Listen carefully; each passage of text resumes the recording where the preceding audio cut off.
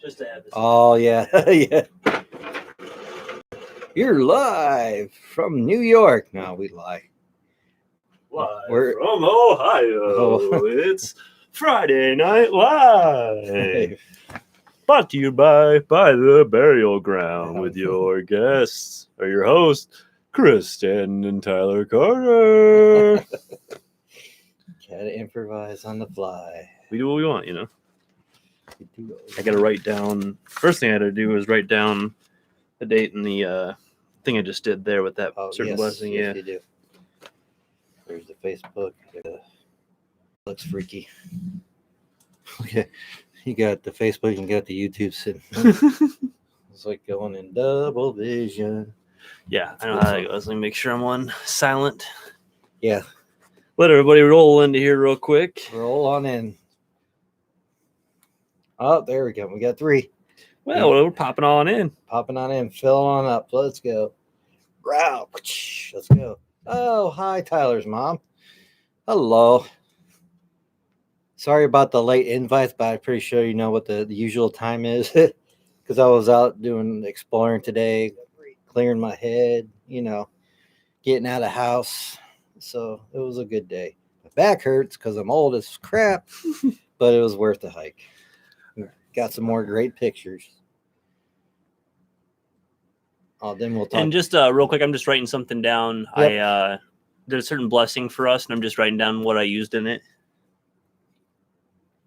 We'll discuss something else we talked about. I shared with you, and another surprise in that park area that we'll possibly go to on this coming weekend. Exactly. We're So, going to it. We're going to it. We going to it. Yeah. We's going to get muddy, most likely. Probably. It was some places today were still mushy, so yeah, we're gonna get muddy. But the area wasn't flooded, so we're all right. Sometimes that area gets flooded. You go get that drink, Tyler's mom. Get one for me too. I'm teasing. Hey, Tanya. Welcome. Happy Friday. TGIF. Yes. Thank God it's Friday. Thank God it's Friday. Sorry, guys. I was just writing something down for the blessing just did, and just making sure I got all that. Here are my notes. And your notes. I got to keep myself organized. Let's get shuffling up on our Get shuffling. tarot deck here. If anybody's new, we always make sure in any show we pull a single tarot card, and we use different decks here and there, and we just try to get some kind of guidance, some kind of message from it, something for the show and everything. Mm-hmm. So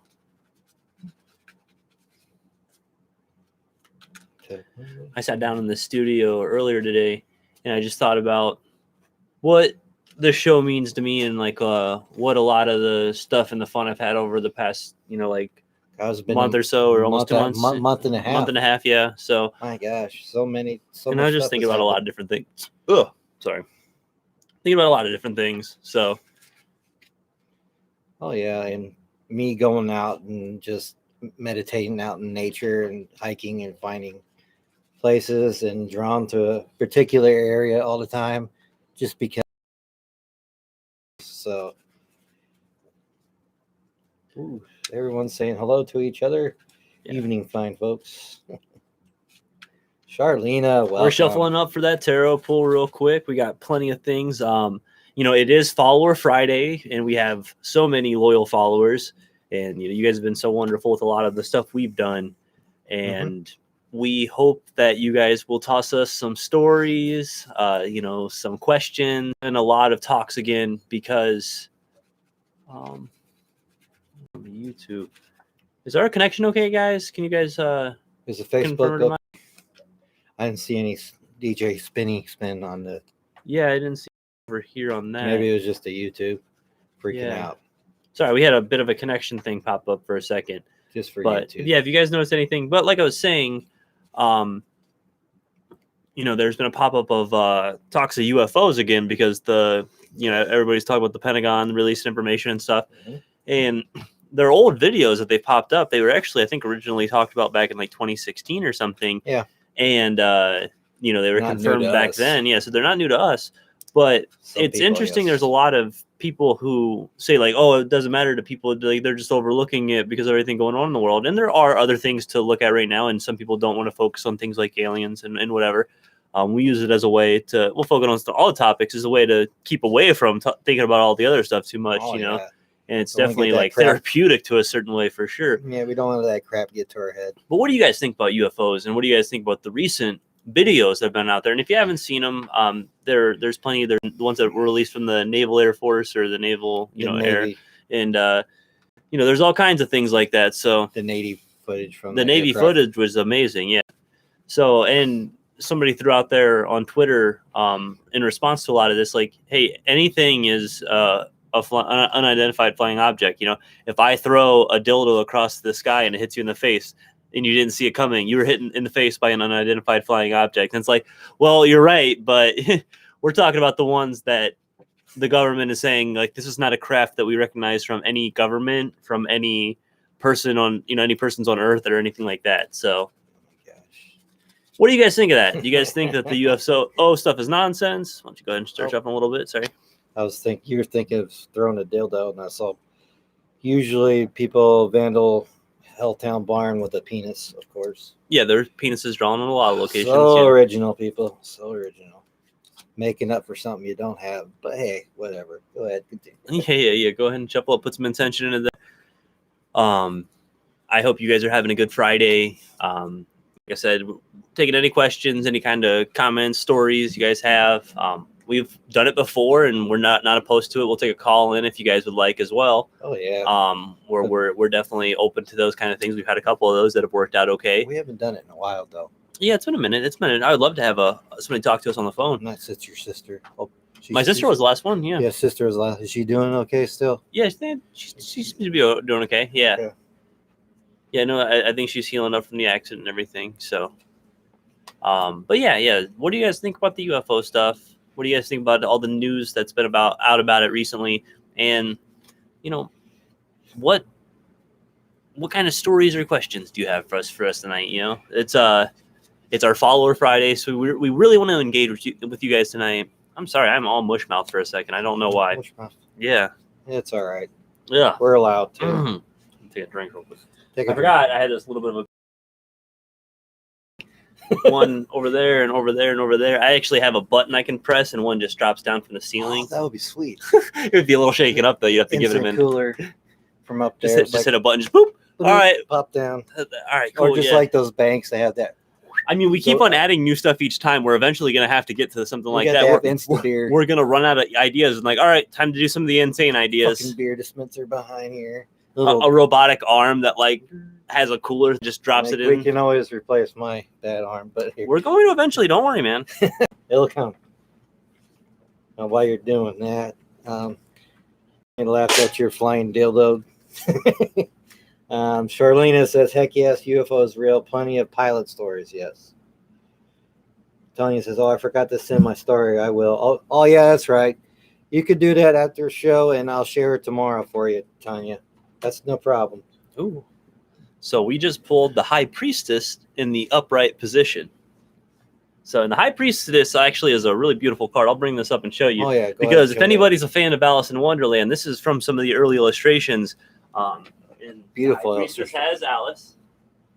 So.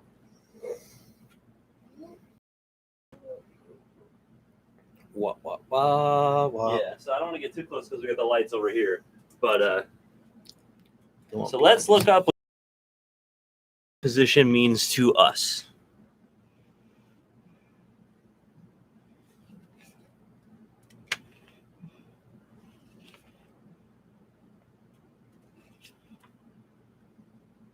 Okay. So, the High Priestess. Alice sits on a stool that is her looking glass throne. She has the crown and a scepter of the White Queen. Her eyes are downcast from shyness as well as from exhaustion.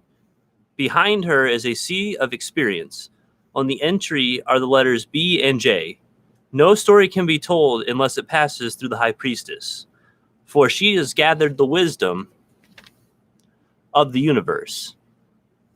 So, for our meaning, wisdom and personal judgment, all that comes with maturity, intuition, and common sense, the ability and willingness to learn, virtue and emotion. On the darker side, impatience and ability to know that. Yeah, definitely. Like, communication sometimes can pick up, but there's been a lot of good stuff, and no matter what's happened, There's we always push gonna forward be with the bad. show. So Yeah. yeah, I think that's definitely a wonderful card for tonight. So the High Priestess in the upright position, tonight's tarot card, and we're definitely going to take that as a really, really good message for us. Yes. Yeah, dude. Oh, Tanya says, yeah.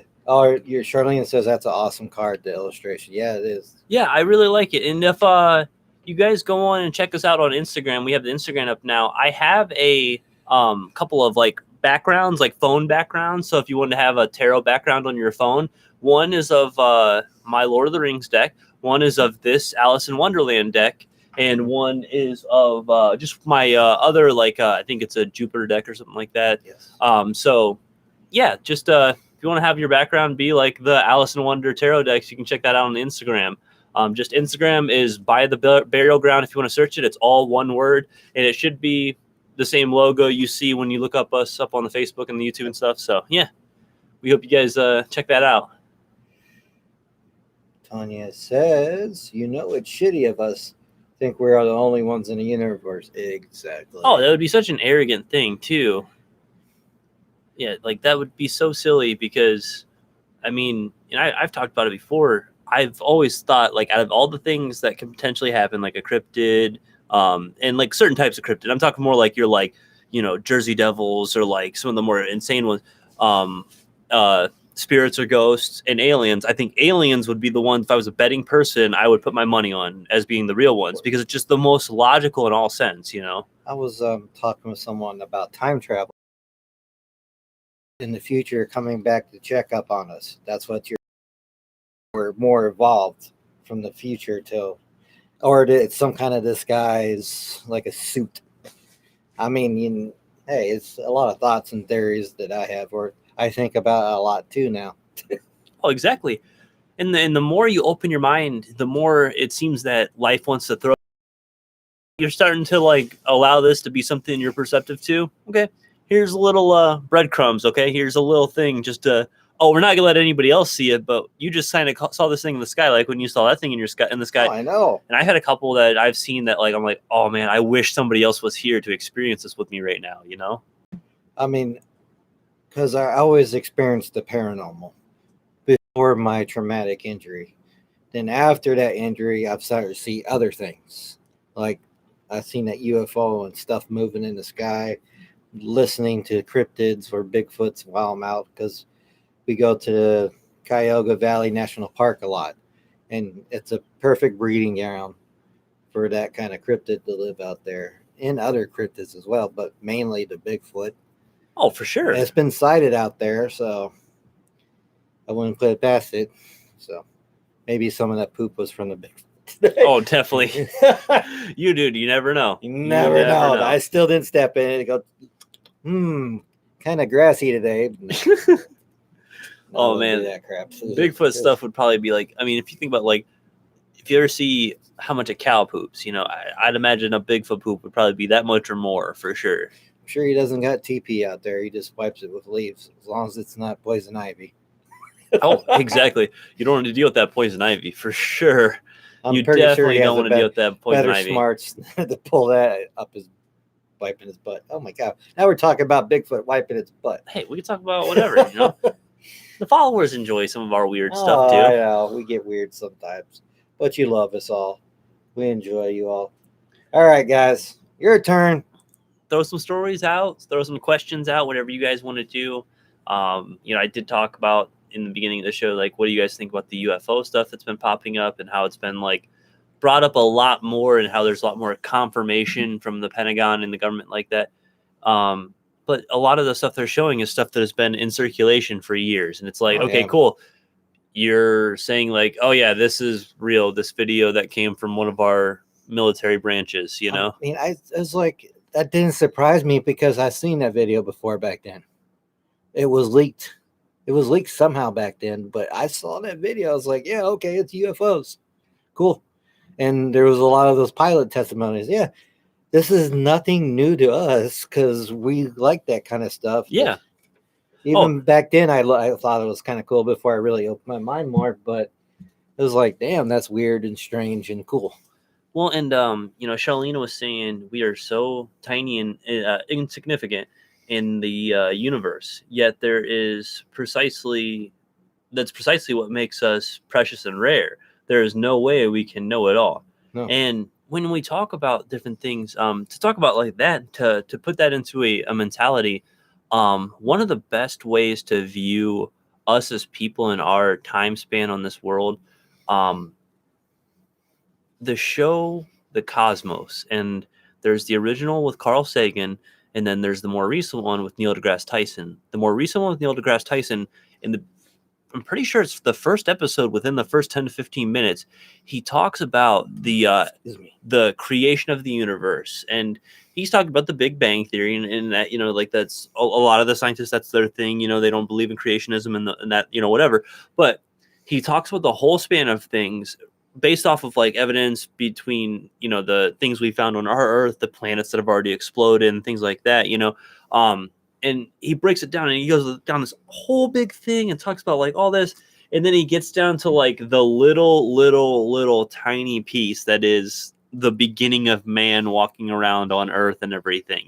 So our time span is insignificant, but that's also one of those things you got to think about when it comes to spirituality. We could be, maybe not as the people we are, but as a being bigger than ourselves, much more significant for the universe and for the cosmos. Who knows what kind of things could be out there, and what kind of realities could be out there, or dimensions and universes. And I thought about this too while you're on that kind of subject. Yeah. We could have been brought here long time ago because this planet's still young versus some of the other planets we are out there. That maybe their planet was dying, and it's like, oh, that's a suitable place. We'll plop them down right here. Yep. And we talk about this, maybe even the dinosaurs, plop them down right there. Or dinosaurs might have been around before maybe we were brought here. Well, because man didn't really, but they see the dragons, though. They could have mistaken for but it probably would have had to have been after, just because the dinosaur extinction was either something related to a meteor or like a drought or some sorts, or some kind of like thing like that, so we don't exactly know. There's a couple different theories. I mean, the most popular one, which is now the meteor theory, that didn't pop up until the 1980s. No, it didn't. One of the more popular theories before that was that there was a drought that just nothing could grow, so all the animals died off, or all the continents shifted, and it could have been a meteor. I mean, you never know. Yeah, there's a story from Tanya in there. Would you like to read it, or do you want me to read it? I'll get this one. Okay. Tanya says, I had a friend that passed suddenly. I didn't get to say goodbye. I asked for a sign. The night at an outdoor party, I looked in the sky and saw the brightest light I'd ever seen. It was bouncing, and I asked others if they saw it. No one did but me. I was freaked out. My mom made me feel better. She had seen the same thing as a child, and her neighbor had passed. I still believe they were souls. That's very amazing. Because you always wonder because there's sometimes people see a bright light after someone's passing. Yeah. And it was a sign. When we talk with David and Randy about like the Will-O-the-Wisp, where it's like the forest spirit, so it could be just her friend's spirit in that kind of same form, just manifesting really quick to send that message. I don't think they have heard my Indiana story. No, maybe Amish once, but like, go ahead and just tell it again, man. You can. Since we're I can hear that story all times, dude. I love that story. It's I've literally asked you to tell it on the show before. Yeah, I think I have. I think I told it on David and Randy's show. That's probably what I'm remembering it from. Because they talked about the Will-O-the-Wisp and the lights, and you just Tanya just said something about the lights, but I don't think this story. Okay, I'll get to it. Yeah, go ahead, man. Go ahead. This is back about 15, maybe 16, 17 years old. Me and my stepsister and her friends, we like to go to places, creepy places or legend places, as we say, like everyone else has legends. But that was in Indiana. but that was on the east side of Indiana. We crossed over to the west side of Ohio, where there's predominantly some Amish over there. We called this place Amish Road. The legend says if you park your car next to this tree and blink your headlights 3 times and wait. Now the story goes that a Amish father was looking for his lost kid and died. That was the legend. And he had those old school lanterns. Yeah. Like that. So I didn't think that's like, well, let's go test this legend. Sure. There was 4 of us in the car. We parked by that big tree. It was like Amish farmhouse, Amish barn. Then you got a smaller barn on the other side. It was pretty much Amish house property with the big oak tree. You park there, flash your light 3 times. Then all of a sudden, out of nowhere, and this is Amish country over there. There's no lights, no contamination whatsoever. This light, I would say about that big, was moving towards us. Then we are freaking out. It's like, holy crap, this is actually happening. Now this is where the story gets really interesting. This is the part that gets really interesting because it didn't stop there. It got close, and my stepsister's friend decided to turn on car and started driving away. And me and my stepsister were in the back seat. This whatever light was following us so fast. So we're going at least 25 miles.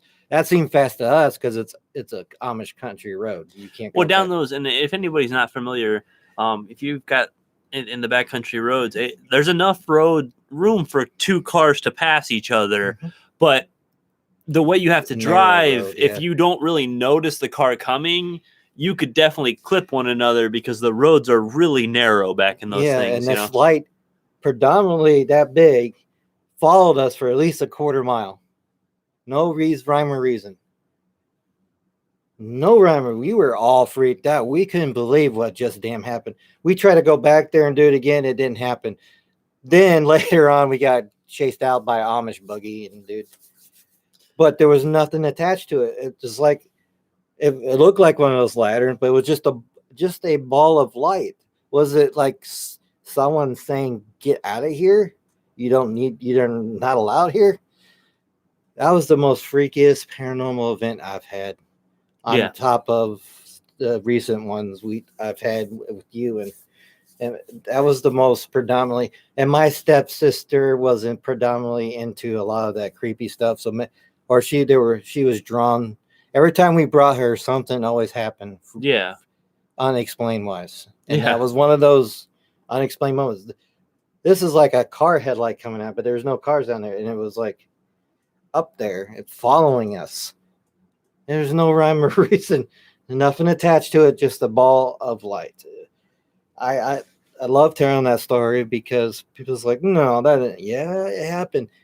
And I ever get my stepsister out, she can confirm that as well. And I don't forget those other 2 people, but there's 4 of us that witnessed this that night in a vehicle trying to get away.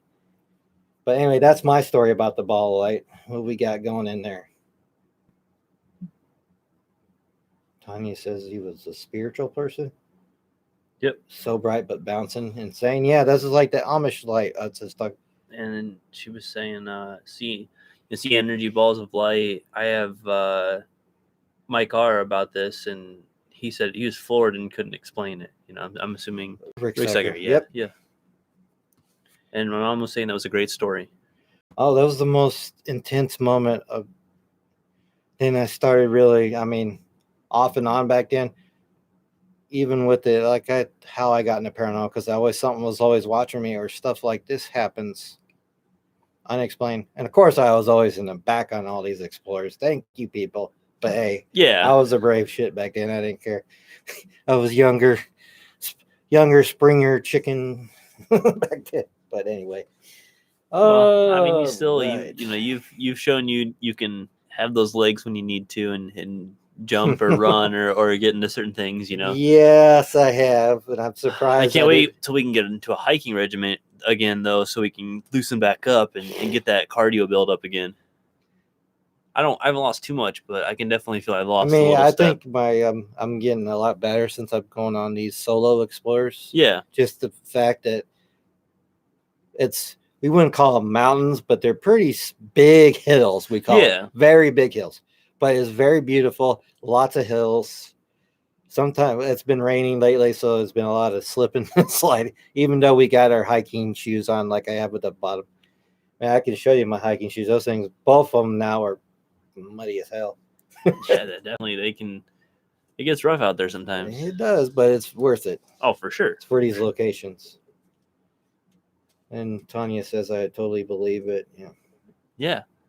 And it was like a really great story, related to those kind of lights like that, and any kind of, strange light of something that moves in an inorganic way, something that's not something you can be like, oh, well, that's something in nature, I know. And it's like the legend says, almost it does like, I really couldn't figure out. We couldn't debunk anything. This is out in the middle of Amish country.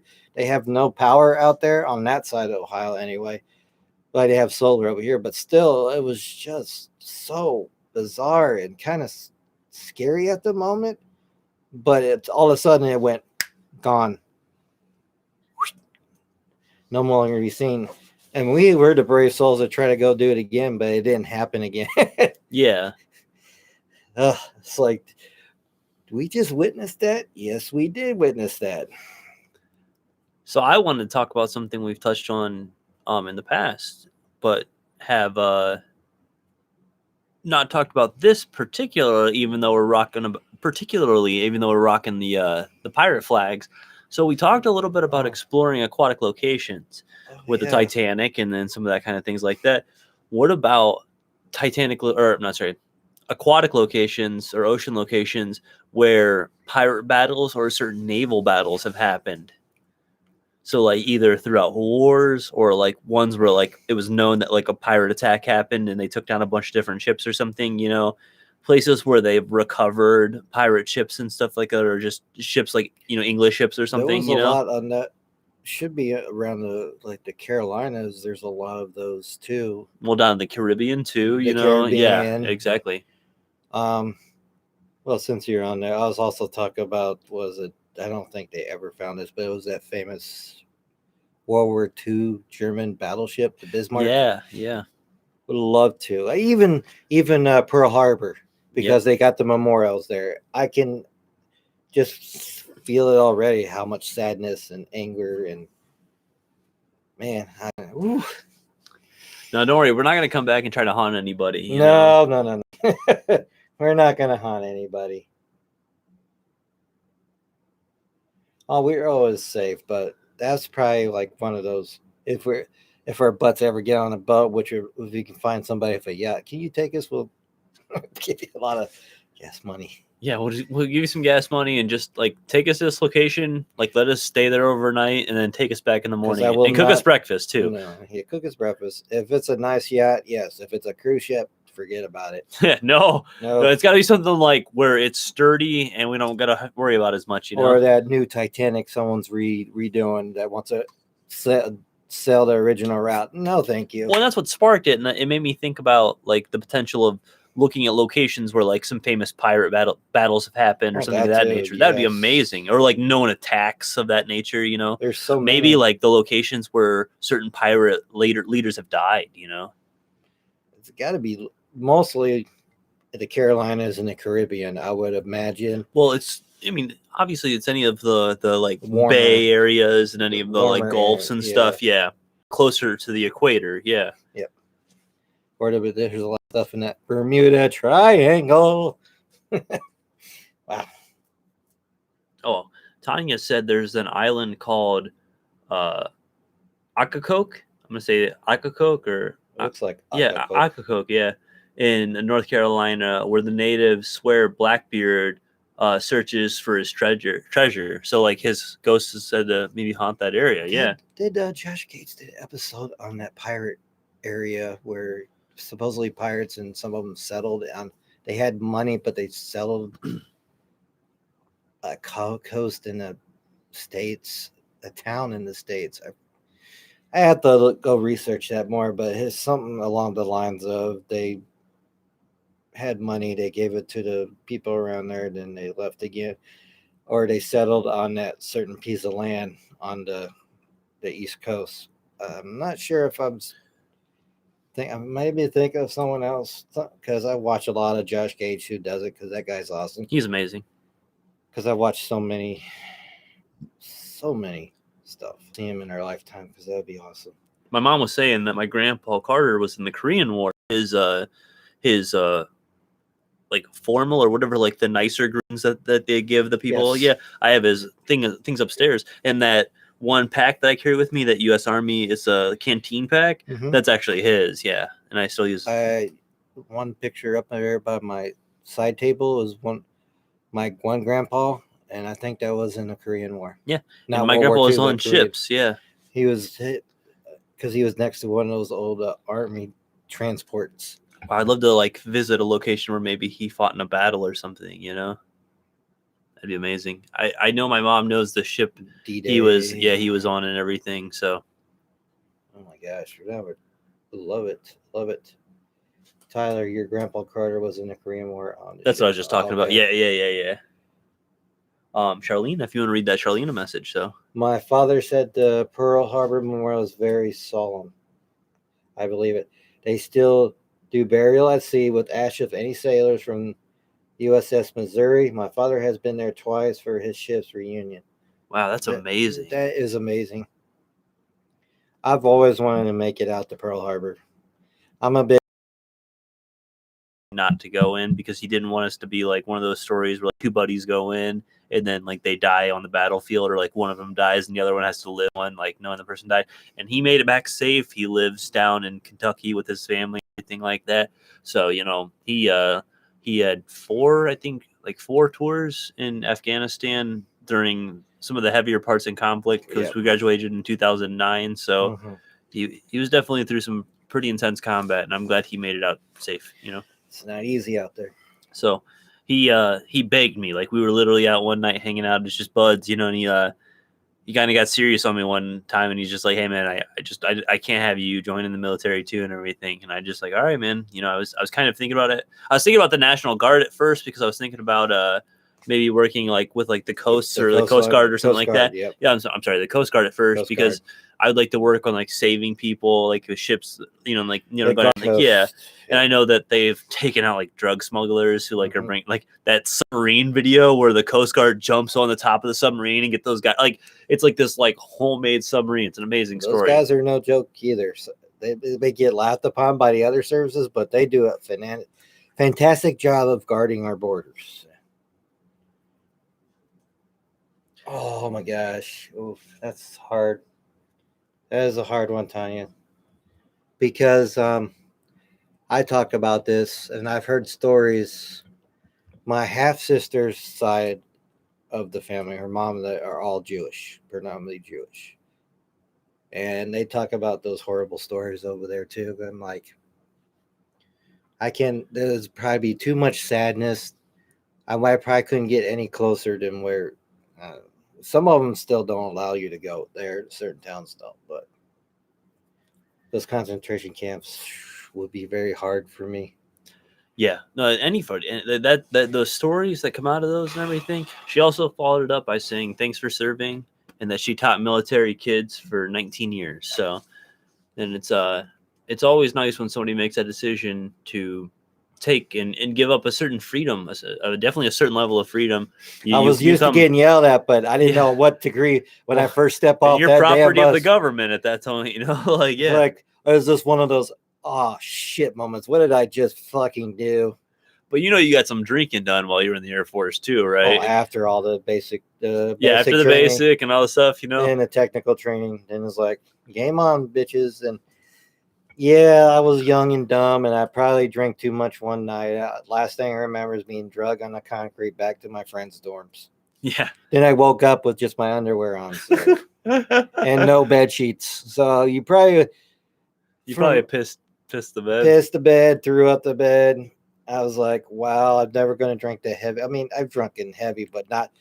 That's by far I've learned from that, and I'm like, I'm not gonna get that drunk. I mean, I've gotten really But plastered luckily, over. you were young when it happened, I so was you learned. young. If I would have took another drink, I probably wouldn't be here. That's how dumb I was. And then I learned and moved on from that. I still drank, but I was like, whoa. Well, and I just the only reason I point that out is because like my dad was an Air Force guy, and he said that's definitely where he learned how to drink. About horror stories about like just drinking handles and handles of Jameson. You know, like him and his mates would just go through handles of I don't know Jameson. if anybody remembers those big old 7-Eleven cups, those plastic cups you get the big gulp in. And I just got, ooh. And this guy's dorm room was elaborate, having a whole bunch of parties. We get loud as fuck on the weekends.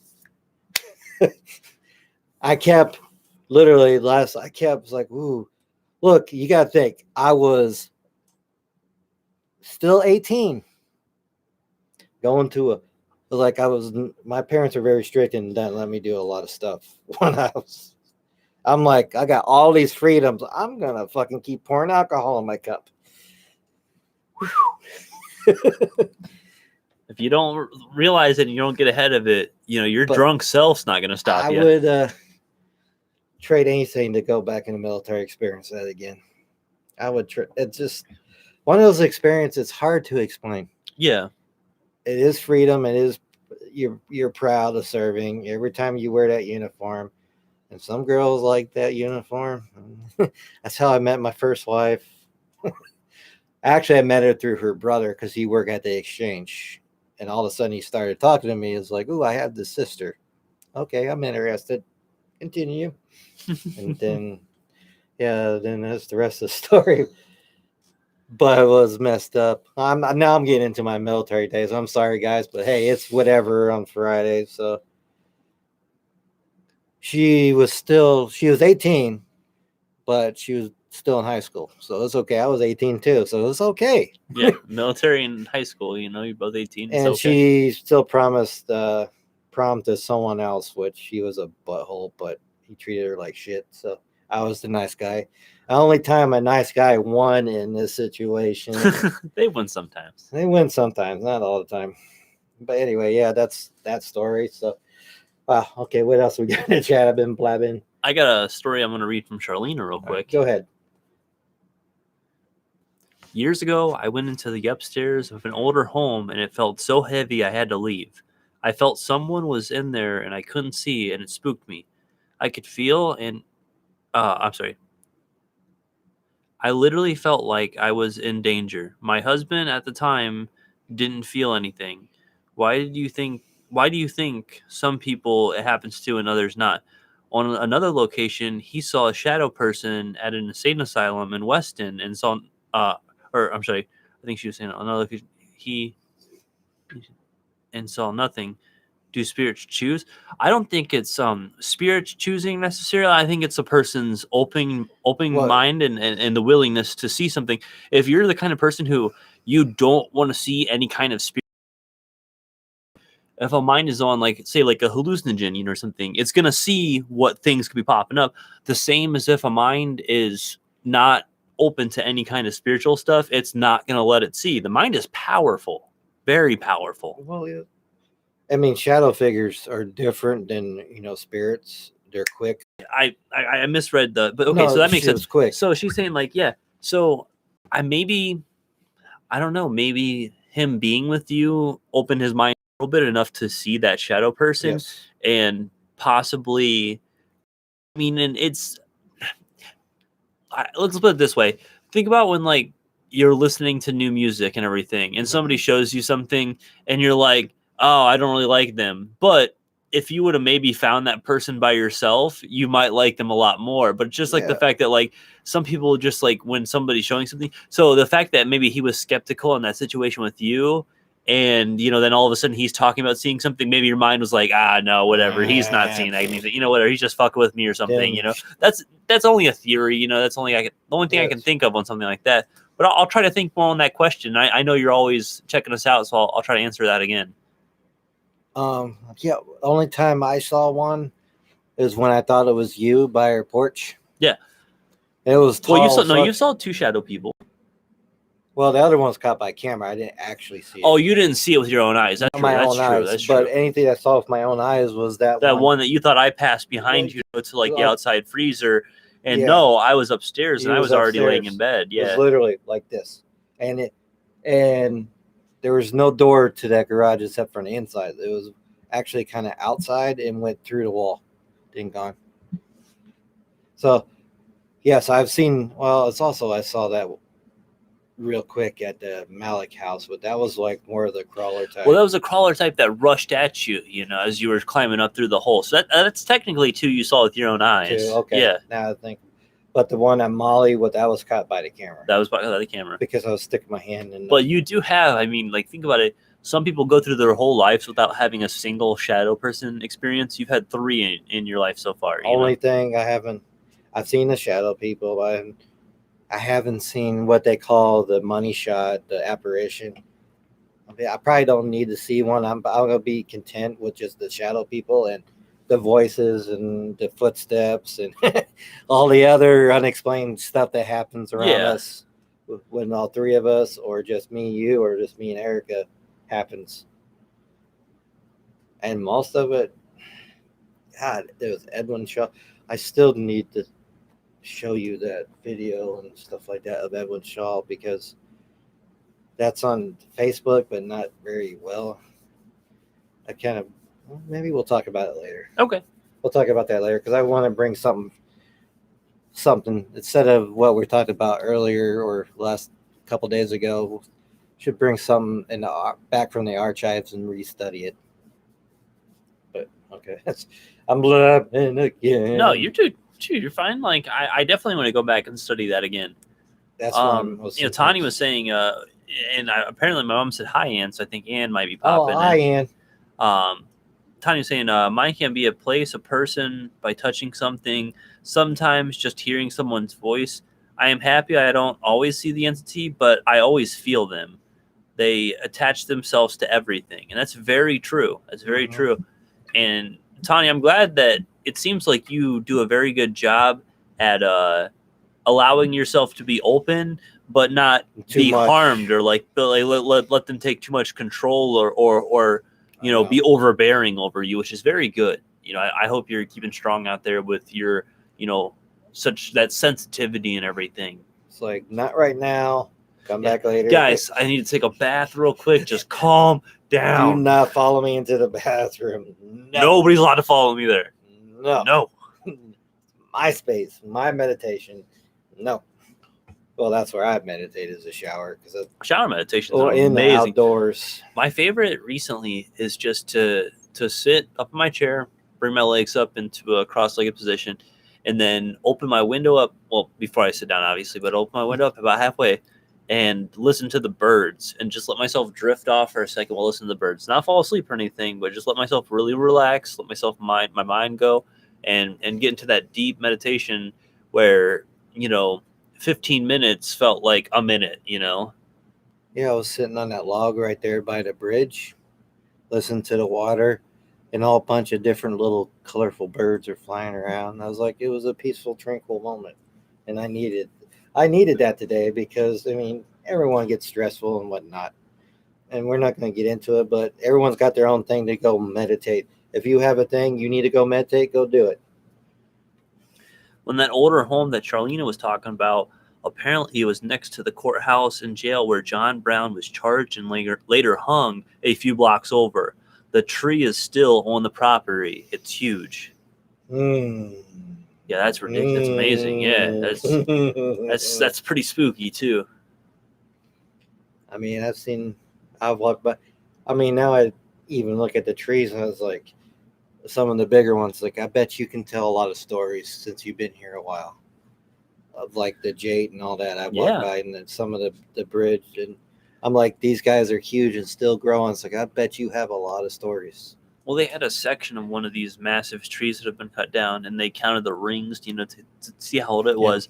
And what they did is they showed the timeline of how many things had happened over the time this tree had lived, and it was just substantial. Most of human existence was between the time of this tree's life, And there was a lot of big trees around that jade paper mill area. Yeah. And God, Can you tell a story? Come on, trees. Now I'm talking. Hey, I'm Oh gonna. man, I would love to talk to the trees. The trees would tell so many amazing If I give stories. you a hug, which I probably couldn't fit one arm around one of these big guys, but come on, bring it in. Yeah. Bring it in, tree. Why don't you go ahead and toss a question out there? I'll be right back in 1 second, okay, dude? Oh, okay. I didn't even reword prepare a question, but Well, I'm sure you have something around your brain. let me see. Rattling around in my brain hole. What do we got? Tanya. Sometimes it's like happy hour. Sometimes it's calmer, weird, no control over it. I can imagine. I mean, I can't imagine, but it must have drained you most times. Oh, I was gonna. I didn't pop this question out on the last show because we had two questions.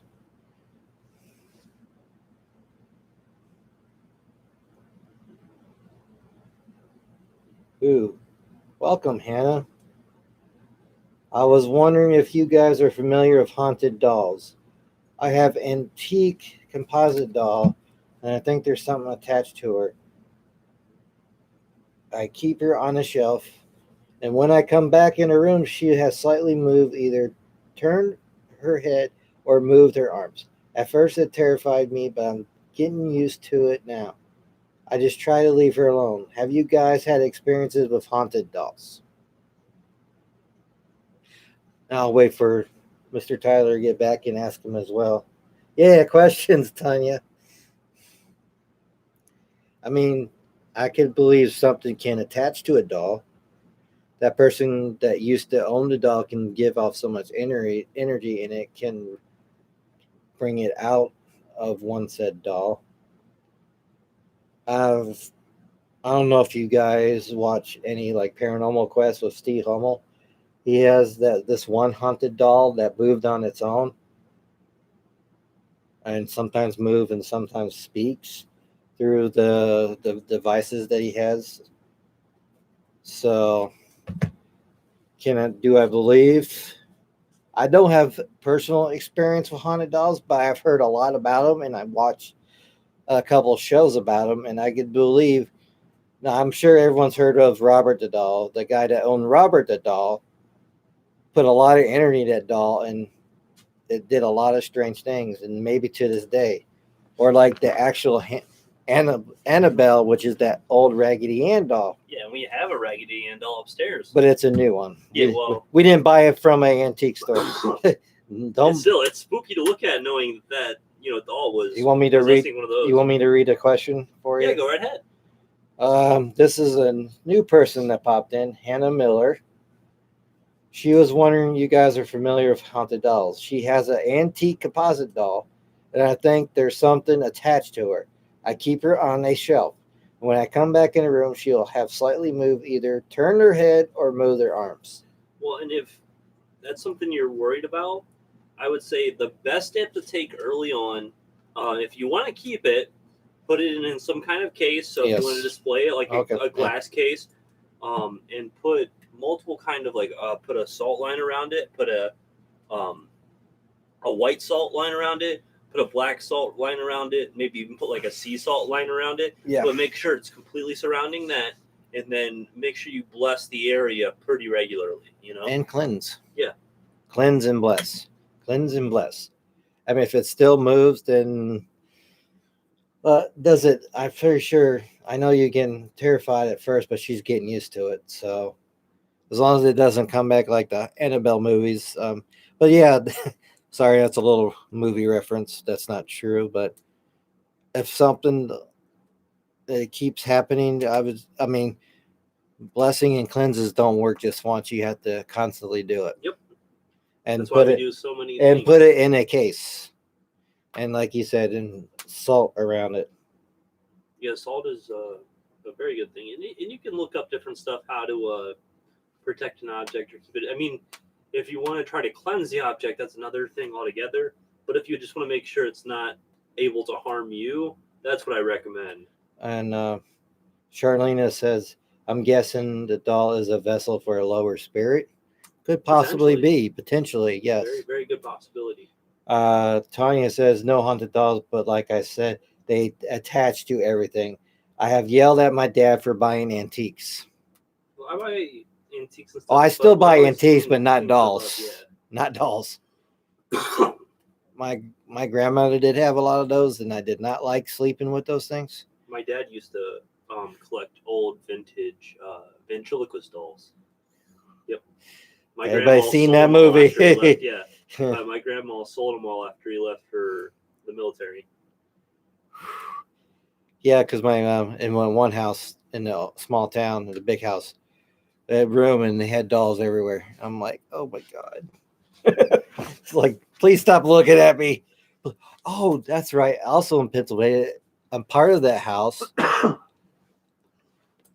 We were taking a school field trip to an antique old colonial house. You know those old paintings of presidents and whatnot and people? Yeah. I always thought those things were fucking staring at me as a kid.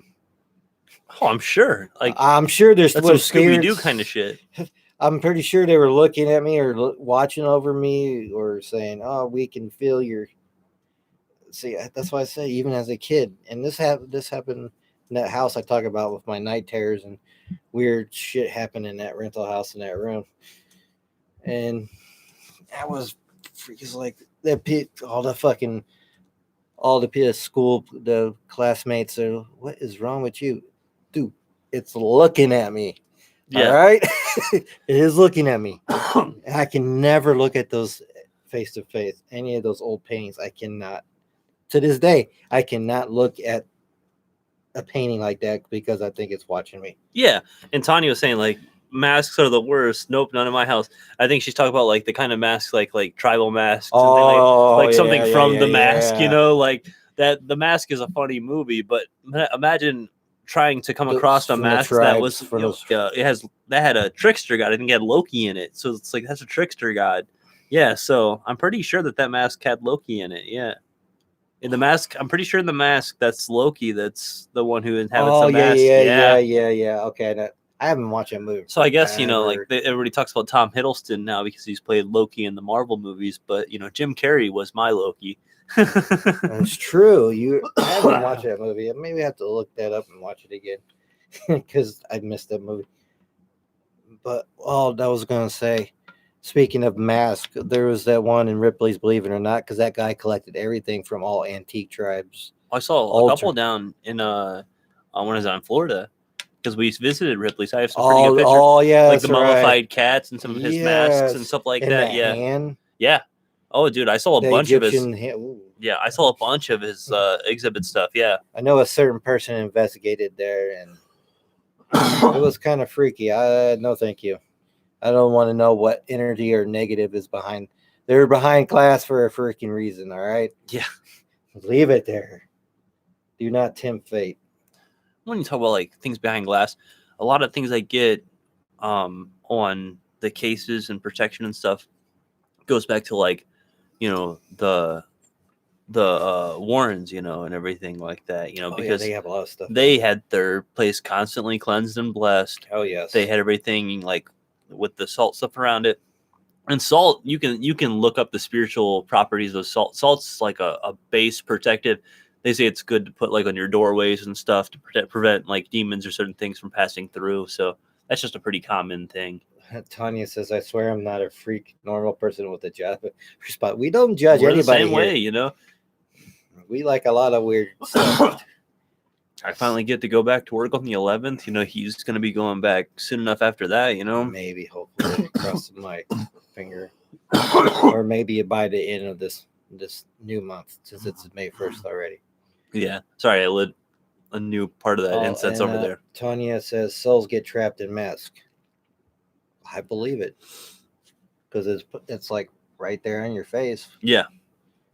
Well, in certain masks, especially when they come from like tribes and stuff, they were used for rituals, for combat and war, for practices and stuff. Didn't Native Americans wear kind of a mask or something? Well, certain tribes. You got to think when you think of Native Americans, there's so many, dozens and dozens and dozens of tribes. Probably over 100 tribes. Yeah, easy. Yeah, so some probably did have some kind of things, and like in the the different tribes through Africa. A lot of those had different masks and stuff they would wear as well. Like you think of like Zulu and stuff like that. You know, there's masks worn in his combat and stuff. So it's interesting to think about what properties could attach himself to a mask. You know, we talked about like Valhalla and, you know, Vikings dying.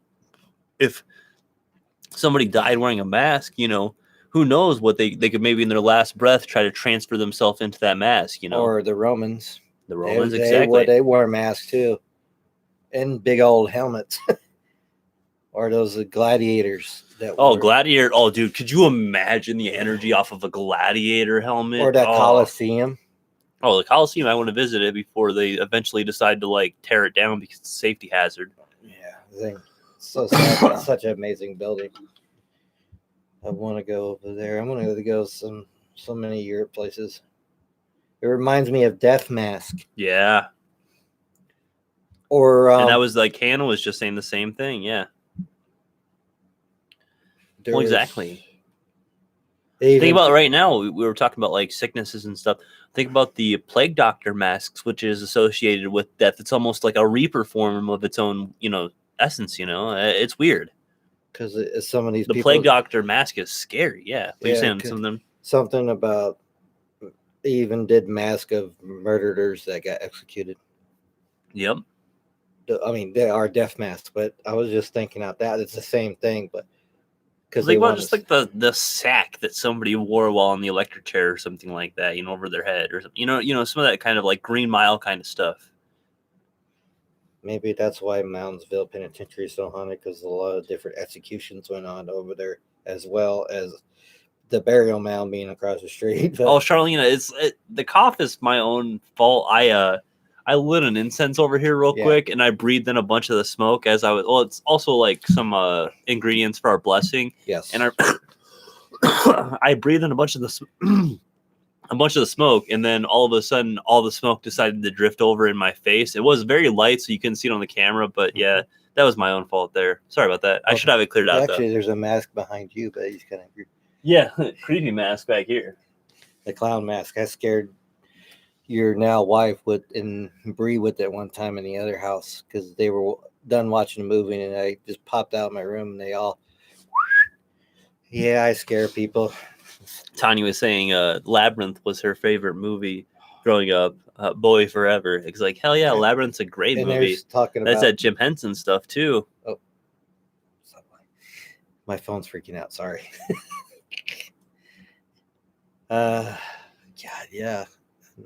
They talked about making that movie a second one, but you can't make it without Bowie. Sorry, it's not the same. I was probably liking it you same time you were liking the comment. We're fighting over the comment and liking. If you see it go bouncing in and out, we're trying to. We're both technically on the BAPS Facebook, yeah, because we can see the YouTube. It's easy to see the comments, and we got the YouTube. If something pops up, we can pop over and check that out. Yeah. Yeah, we've been trying to build that up as well. Yeah. If you guys want to like and share that on the YouTube page, the link is on the Facebook page. We're trying to get it up there so that way you guys can have more great content from us. And say you ever miss a week of a show, we do put up the best of the weeks on the YouTube. Yes, so you can check that out and be like, oh, okay, I missed a couple episodes this week. I'll just check that out, and I'll see like the best of what they were talking about and everything. Then you put a little history thing up from our cemetery over there. Yep, I've been putting some other videos up as well. Yep. Then we'll talk about the other one we talked about later. Going back in the archive. I'm getting better. I'm not saying it's not chives. Oh man, pronunciation's a bitch, you know. Who would replace Bowie? That is a good question if they ever did that movie again. I know who Holly. I have a couple ideas who Hollywood would choose. But it just doesn't be the same because he played that character so well. Yeah. Oh, for sure. God, he did such a good job. Boy, that is hard. That is a good one. I think.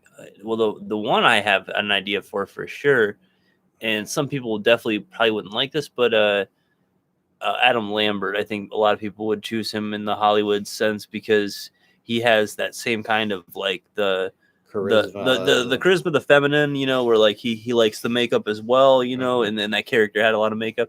That's somebody in their singing parts and stuff. I wouldn't really like that much because I was never really a big Adam Lambert person. If I could choose somebody to play that character, Charlene. oh God, Post A Malone. lot of makeup over his No, head. Jim Carrey, he's getting too philosophical in his old age. He's definitely like he's getting to guru status. If you ever watch how he posts on like his Twitter and the things he's a part of now and the art he does, he's a little different nowadays. I love it, but it's not the kind of character where he could play that anymore. I don't think. I mean, he did really great in that Sonic movie that he was in recently because he played Eggman in the Sonic movie. But he's definitely a different person. I feel he's than a what he different used to person be. now. He's grown up. Yeah, per se, Yeah. from his, his really funny roles like The Mask and Liar Liar, and what's that one with Morgan Freeman? That he played God. Bruce Almighty. Bruce Almighty. Yeah. Yes, that's what I'm thinking of. I'm trying to think who would be the really good choice Rockstar for replacing David Bowie in the Labyrinth. Because if you guys just found out the news, I think it was announced either today or yesterday, but LeBron James is going to be in the new Space Jam movie. I mean, I really enjoyed the first one. I don't think they really need to make a second one. Well, but it's happening. LeBron James is going to be. I know. That's why you all moved to LA, became part of the Lakers. Yeah. Living that California life now. California dreaming. God, who's a good rock star? I mean, Rob Zombie would be too old. Yeah. I mean, he's got that kind of. He would do something like that. Maybe I don't know. Cause he would also want to direct it. It might go a different route. God, I'm trying to think. What would be? I'm trying to think of like definitely a really not good... Marilyn Manson. No. No, Marilyn Manson's getting way too old now. Yeah. Yeah, he's starting to look kind of weird. He was always weird. But no, like he's starting to look like falling apart weird. Falling apart weird, yeah, because all the stuff he probably did. Yeah, I'm trying to think it would be a really good choice for I mean, you got to think about like Bowie's character in Labyrinth is such a powerful character, like menacing, but also like kind of feminine and graceful in a lot of ways. So could you put a female into that role? They would maybe try to flip it like that, but I think that keeping a male would be good for because like the female would always be the good part for the character, the other character.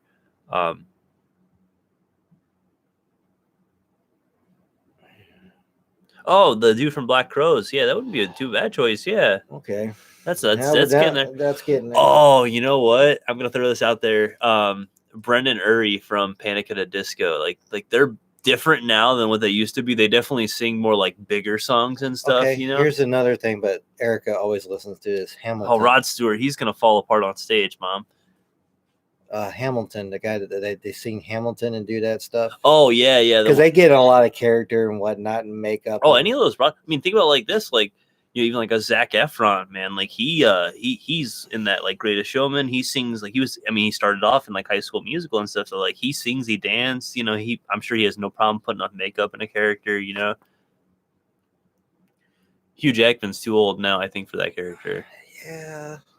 Gene Simmons. Oh God. That would be hilarious. I don't think he can stand up anymore. Can he? That tongue might weigh him down. Anyway. Oh, I'm sure. Like he's. I mean, he did put on a lot of makeup too, but he's up in that age where it just wouldn't be right. But I don't know how they would play it a second one. I'm just saying. I think if Hollywood was doing it, they'd probably choose somebody like Adam Lambert because he fits that kind of like. But it's cool to think of the other ones. Oh, I love to think of the other ones. Like I said, someone who can sing. But I think Brendan Urie would be mine. Lead singer of Panic at the Disco. He's funny too. Excuse me. Yes. Oh my god, my mom said Bret Michaels. He was actually spoiler alert. Sorry. If anybody is watching Masked Singer and is not caught up on episodes, please plug your ears in 5, 4, 3, 2, 1. Okay, so Bret Michaels was on the Masked Singer. He was one of the people recently revealed on there. So I can maybe see him trying to make some like dash at that, but also he was kind of he has brain damage. Yeah, He has brain damage now, so he has trouble remembering lines and like he forgets things a lot. He's a great singer, but I don't think he's. I don't know if he'd good be on great as great for that role. Actor wise, he has charisma in the rock side of things, but not for acting side of things. Oh God, Tanya, he's your dream guy. Come on, you gotta step your game up, man. He's getting old now. Shalina says RuPaul. Oh, RuPaul would be hilarious because, dude, RuPaul can like RuPaul is so funny. RuPaul's character in New Girl is hilarious. RuPaul just like is one of those no nonsense people, you know. Like, I love RuPaul. He could fit that role, and RuPaul's tall as fuck too. Yeah, he could fit that role perfectly. Banana Man. Hi everyone. Hi Ann. Banana Man, exactly. So Tanya definitely saw the Masked Singer Tanya episode. says he's not brain Hi damaged. Ann. No, Tanya, like Bret Michaels, literally, he was in an accident. He has brain damage. Like he has trouble with his short term and long term memory. He hurt his noggin.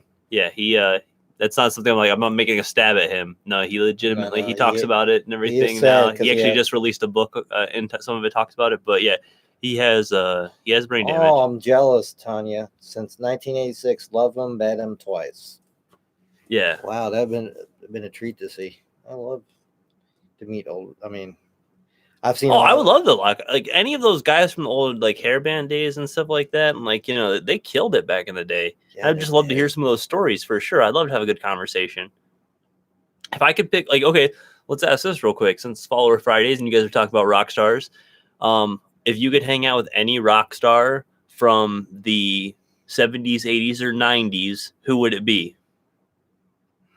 That's so hard. It's a tough one. So think about it for a second, guys. If you could hang out with any rock star, just one, not like the whole band or something like that, just one particular one. I know mine already, but just you get 2 hours. You get to hang out with a dinner with them and talk. That's what you get. So 2 hour dinner. Since I've seen this dude in concert and I talk about it all the time, how a great show it was. And no, it's not Metallica, but I've seen him too. Would be, and he's a producer of movies, Rob Zombie. Oh, Rob Zombie's a great one. Rob Zombie, because he was in White Zombie too and all that stuff. So yeah, no, Rob Zombie's definitely a great one. And because I want to see his wife, but who doesn't? Oh, my mom said Alice Cooper. That's a good one. That's a great one. Yeah. God, that's hard. Oh, Elvis. Wow. He was. Yeah, I loved his songs though too. Yeah. All right, so I'll throw mine out there since everybody's tossing them out. Keith Richards, dude, from the Stones. Like, I'm sure that dude would have the greatest stories, and I would also just like the first question I would ask him is like, how have you survived, dude? You've done so much heroin and cocaine and stuff. Like, how have you lived this long? Blood's pumping out the shit. Yeah, like I'm not sure how he's lived this long. But definitely Keith Richards would be mine. I just that was hard. And plus, I would want to talk about blues with him because he has a huge appreciation for the blues. God. Jesus. Oh, Tanya threw out Robert Plant. Hell yeah. Oh, what is it? Elvis is king. Elvis is the king. That is exactly true. Down. Oh, Charlena says Jim Morrison. Jim Morrison from the Doors. Hell yeah. The only thing is that like, with Jim Morrison, you would want to talk to him like early on when he's doing like his early days stuff, because there at the end of his life, he seemed to get really like narcissistic, and like I think it'd be hard to have a conversation with him at the last point, like before he died. I was just thinking of something else now. I lost it. Gosh dang it. Hi, Ann. Oh, I lost it. I know you heard that noise, by the way. Hey. I think that was from upstairs here. I'll tell you it was fun too. Someone dropped some. Let's just hope so. Not a random knocked off. Oh God.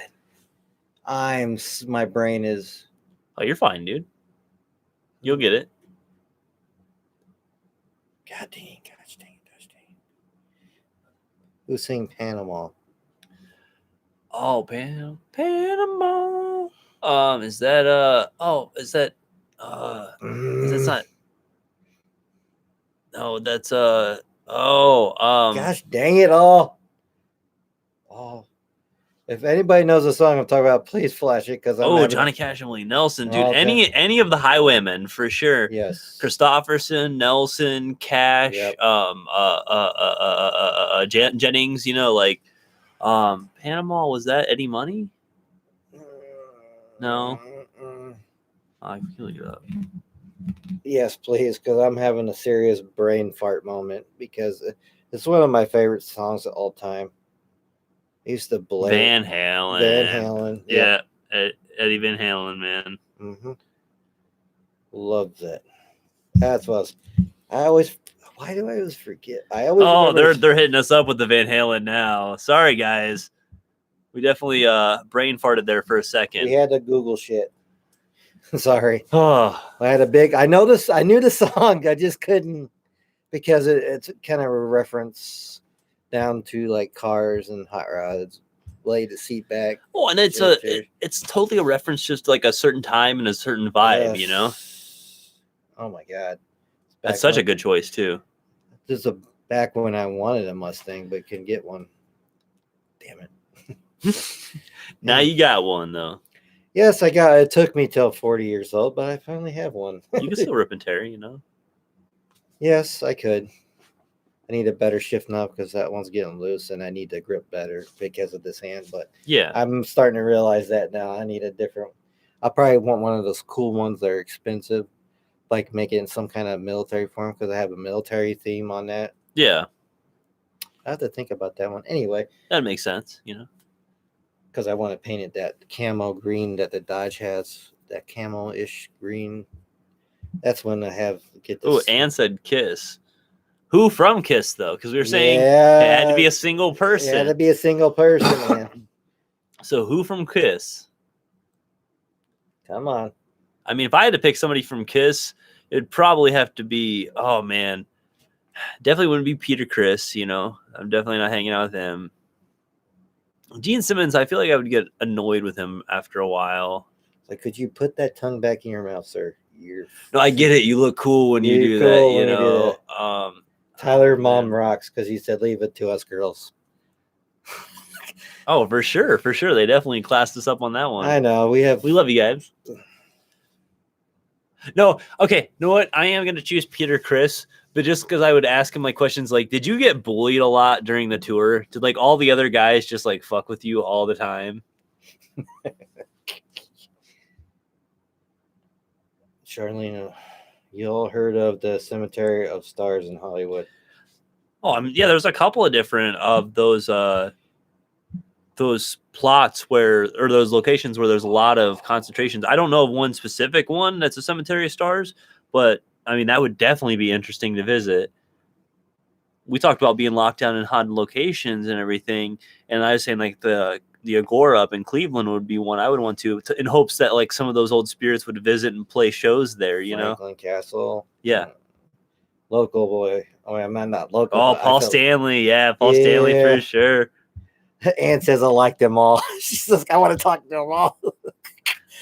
She can't choose one. You gotta pick one though. Come on, Ann, you gotta pick one. Just one. I know it's hard. It was hard for us to choose a person because I've seen so many in concerts, but mine was first one was Rob Zombie, then Eddie Van Halen. Those are my two. Yes. I haven't seen Van Halen concert, but I wish I would have.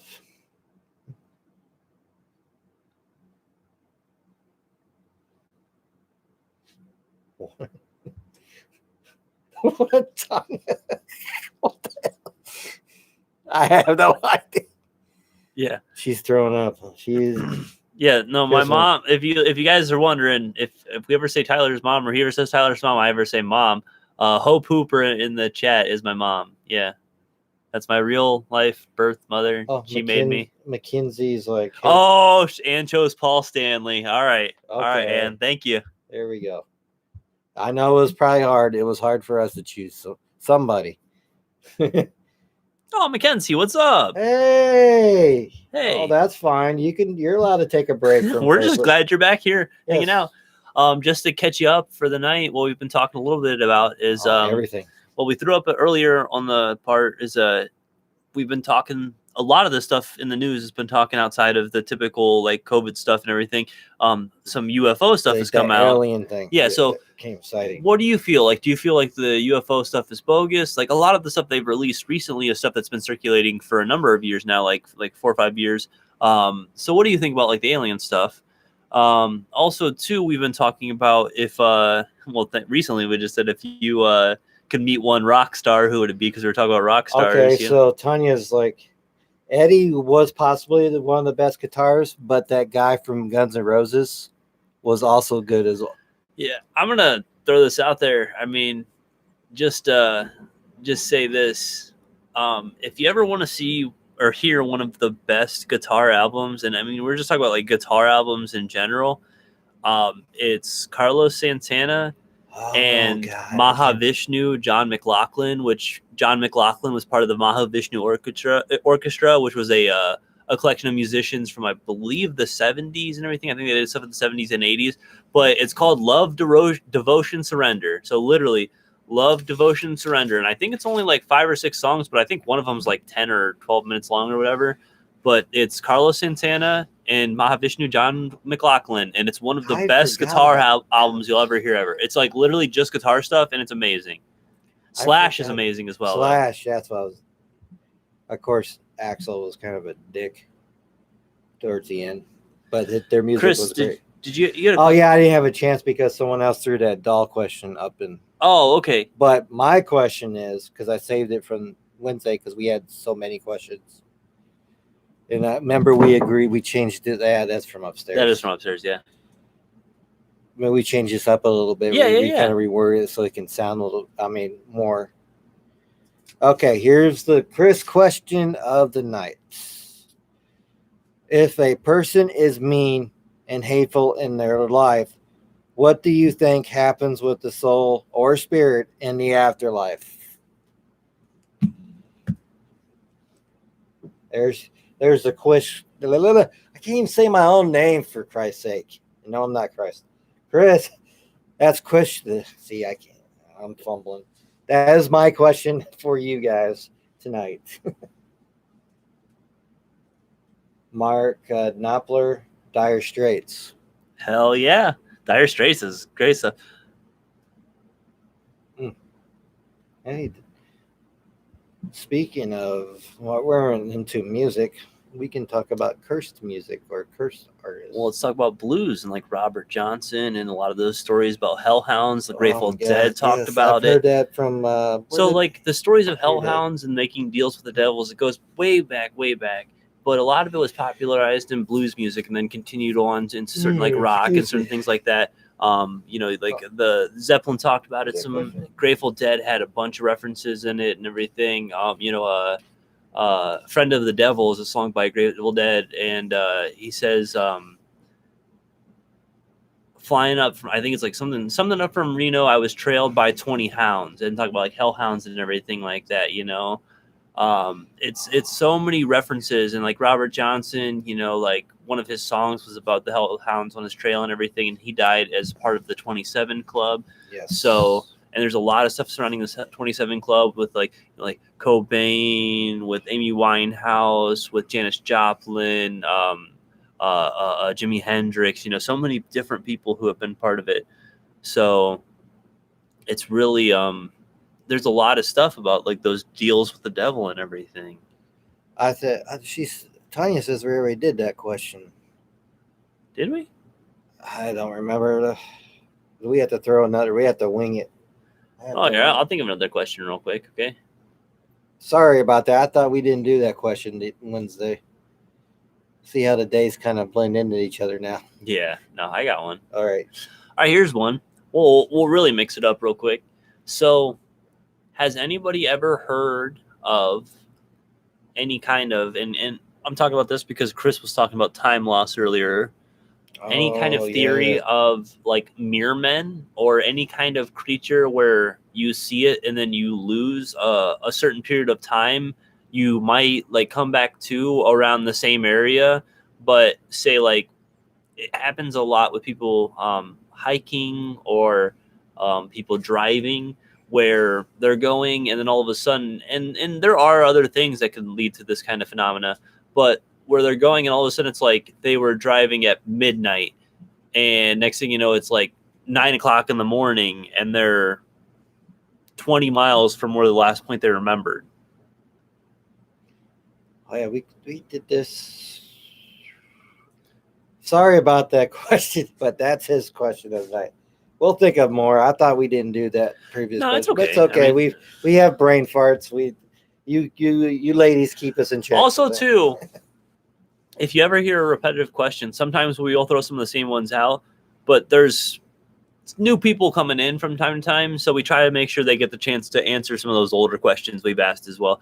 That wasn't necessarily the case on that situation, but we have done that in the past. Yeah, I think we. Ooh, Ooh, water nymph mythology. Yeah, water nymphs. Any of the kind of the nymphs are interesting because that's when you're getting into to fairy and fae lore, and man, that's a whole other bag of worms because there's so many theories surrounding why we don't experience creatures like that anymore. Some people say they're around us, we just can't see them, we're not perceptive to them. Other people say that we've scared off or killed off so many of them that they're the ones that are remaining have found a place to hide or some kind of like utopia to hide. um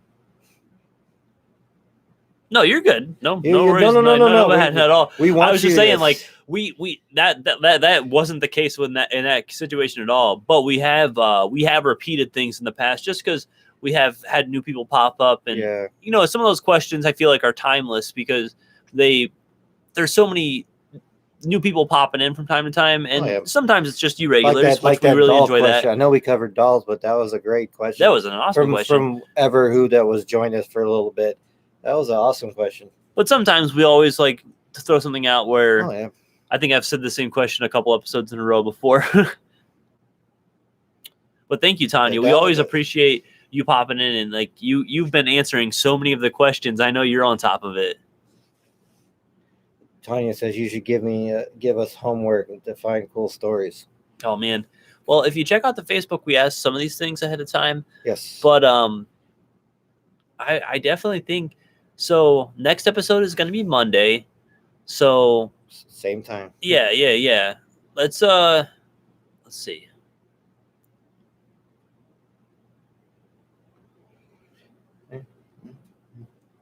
Let's call Monday Mental Monday, okay? And we want you guys to look up stories of like medical practices or alien abductions where like they experimented on the mind. And we'll post up on the Facebook about this. So yeah. So let's do this. We'll call Monday Mental Monday next Monday, and let's have stories of like medical practices, say like lobotomies or like some kind of crazy things like that where they did like open up the skull and did some kind of surgery. Alien abductions where people had like ideas like memories of like memories being added or like their mind being wiped or like their mind being opened up and looked at. Stories of like mental people, like people have mental situations where somebody like was experiencing certain situations, like say like maybe talking to angels or something where they later found out like, oh no, this person had a tumor on their brain that was pressing on something. Any kind of stories like that, we'll call it Mental Monday. Any kind of stories that are somebody's mind. We talked about like the MK Ultra and the LSD and how like somebody's mind being altered by drugs could definitely cause them to act different, to do things in a different situation. So that's definitely a thing. So next if you guys want to have some stories for Monday, Mental Monday will be Mental Monday. Yeah.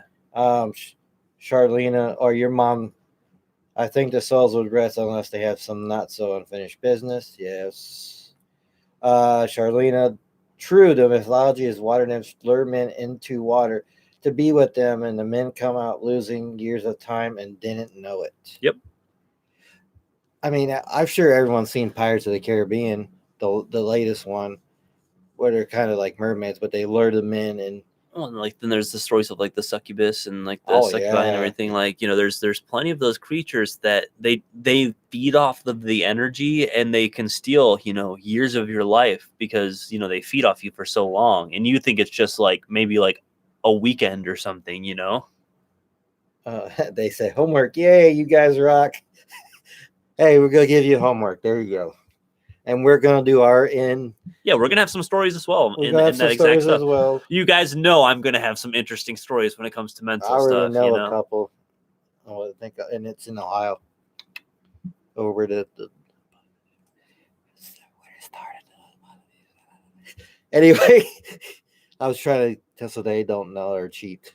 Oh, and Charlene was saying a painting that was made that is famous, but I can't remember the artist. Well, think about this. Think about mental stuff. Think about Van Gogh. He was so much in love, he cut off one of his own ears, Oh yeah, that's right. and gave it to the woman that he loved. And I mean, I can think of ways of expressing love. Never once have I wanted to cut off one of my body parts to express love. I think I've seen they did a like the true crime BuzzFeed Unsolved of Van Gogh, and there's a lot of weird stuff happened to him. Yeah, and sirens is another thing. Sirens. Oh yeah, the sirens. The succubi, the Draw you water in nymphs, a lot of those things, man. you. It's meant to draw you in and then sap energy or kill Because you. they believe they need to catch one to have the mermaid tears for the fountain of youth. Yeah, I watch a lot of Pirates of the Caribbean, but it kind of puts that cryptids and lore into that movie as well. So that's why it's quite interesting. Yeah. And the Triton that fixes all the curses done. I mean, I love those movies. Who doesn't love pirates? Come on. Arr. I mean, we got the flags. I mean, we definitely love our pirates. Oh, Salvador Dali. Oh, come on, Tanya. We're gonna talk about Salvador Dali. Okay, so real quick on Salvador Dali, it's something that not a lot of people know about, but if you know, he actually did a project with Walt Disney, and it's called Destino. And it's the story of life told through like baseball and everything, and it's got the dolly art style, and like it was never actually finished, but they found the project and it was mostly complete, so a couple of animators and a couple of artists finished the whole project because it was, like I said, all the like rough draft stuff was laid out, but they were just finishing up some of the details. But it's literally Salvador Dali meets Walt Disney, and it's one of my favorite things. It was featured in Fantasia 2000. They talk about it, but they don't actually play the clip. If you look it up on YouTube, just look up Destino, Destino, or you can look up Salvador Dali, Walt Disney, and I think it'll pop it up as well. It's a wonderful piece. And Salvador Dali was a man who was very much out. I mean, just look at that mustache, And when your paintings melt. And that was the thing. Like Salvador Dali had the melting clocks as one of his famous things. Yes, I love that. Oh, yeah, that surrealism is. Oh man, dude, don't get me started on Dali. We just need a poster somewhere and put it somewhere like that. I'm sure they make posters. I want to get a pretty. What they do is there's some artists who they reproduce the actual, like they paint the reproduction of it themselves, so it's actually a hand painted version of that person's art. I want to do something like that for a Dali piece at some point, because I don't know if I'll ever reach the point where I'll be rich enough to actually own a Dali piece. Yeah, I think surely I think men were intimidated by a woman's beauty, and that was the case back then with those stories with the pirates, because they even didn't want women on their ships because they think they cursed them and whatnot. They cursed the ship. So I believe it. Tanya says we can talk for hours. Old soul. Yeah, I'm just very much interested in a lot of topics, and I go pretty hard. And I mean, I love art. I love music, which music is a form of art. I love all the different things that embody it.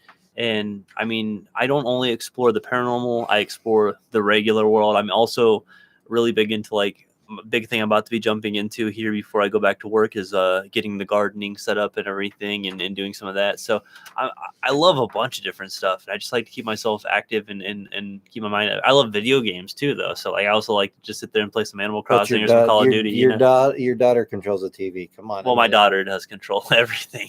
She controls the household when she wants to. Yes.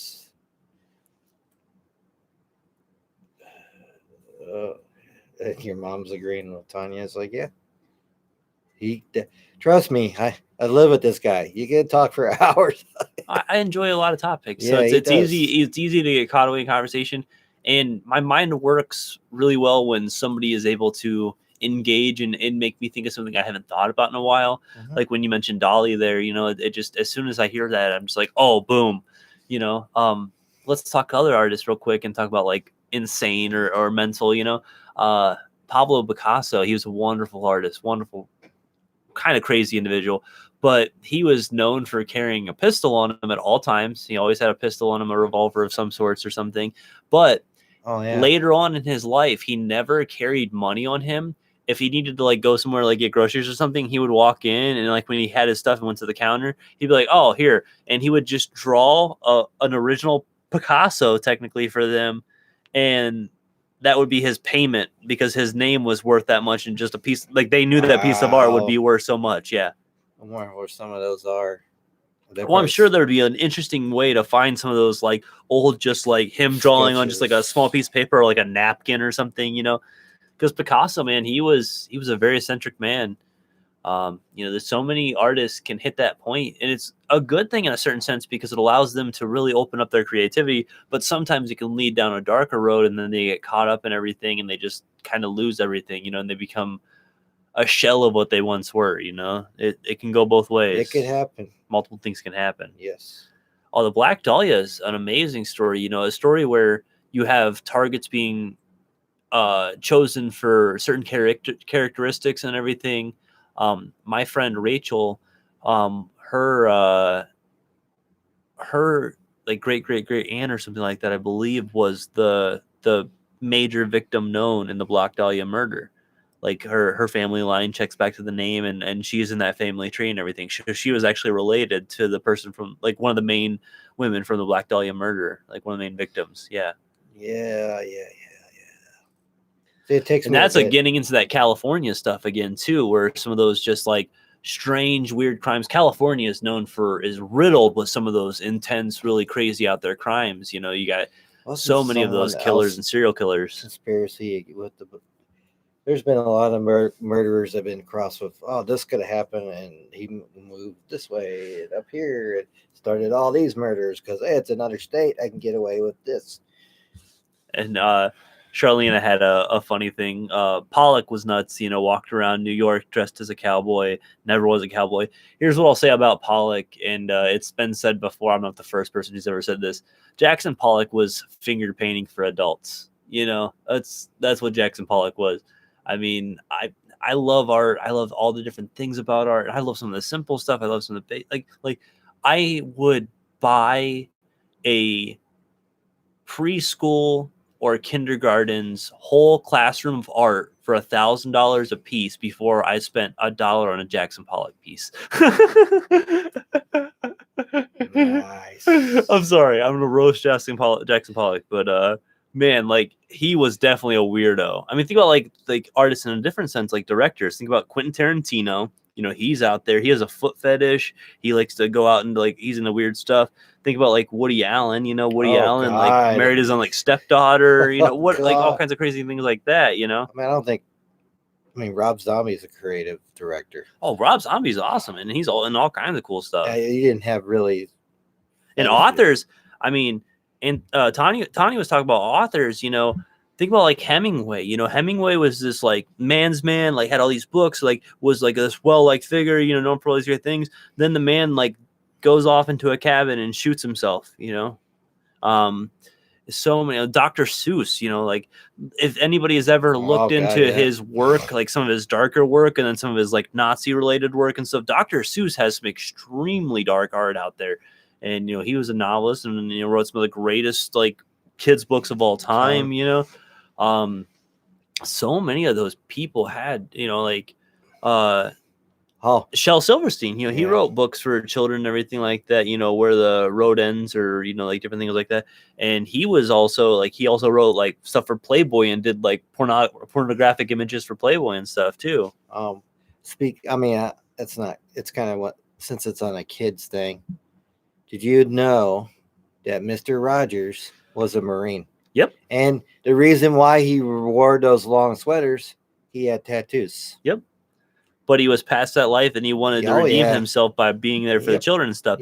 Charlena tossed out, and I will say that Tim Burton, I'm a Batman fanatic, so his 89 Batman is one of my favorite pieces of all time. I'm also big into musicals and stuff, so I grew up in the 90s. I was born in 91, so The Nightmare Before Christmas is also one of my favorite things. It's Edward Scissorhands. Edward Scissorhands. His Charlie and the Chocolate Factory is pretty solid too. It was a little different, but it was still good. Yeah, exactly. Different spin on it. Was that Mars Attacks and everything, Attacks. Oh, I know I'm forgetting. Sleepy Hollow was amazing. Sleepy Hollow. Oh my God, it was so that good. one is one of my favorite ones of the Sleepy Hollow list. I will say a couple things. I don't like his Alice in Wonderlands as much. They're not my favorites and stuff. But no, and I know I've not said some of his stuff, and I'm sorry. But Tim Burton is definitely fantastic. Corpse Bride, all his claymation stuff, his real stuff like Sweeney Todd was amazing. He loves Johnny Depp, man. He just loves working with Johnny Depp. And Helena Bonham Carter, who was once his wife. They're now divorced and everything. She's such an amazing actress. I know. Yeah, Tim Burton did use Johnny Depp a couple times. Ben stopped in. What's up, Ben? Hey, Ben. He used him so much because he's. God, I can't now. He got stop of Nightmare Before Christmas and that Sleepy Hollow, and God, those are such.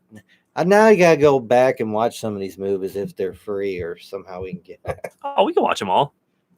Because I would love to watch those again. Oh, that would be because Tanya's saying maybe Depp should play Bowie's spot in Labyrinth. That would be a good solid because Johnny Depp is actually a pretty solid musician, and if you've looked at his most recent stuff that he's done with Grindelwald in the Fantastic Beasts series, he looks really good in that series too. He looks a little bit weird sometimes when you see him in like the paparazzi shots. Yes. He looks a little bit like malnourished or whatever. But that's Johnny Depp is like that is because I thought about that too, but he's always staying so young looking.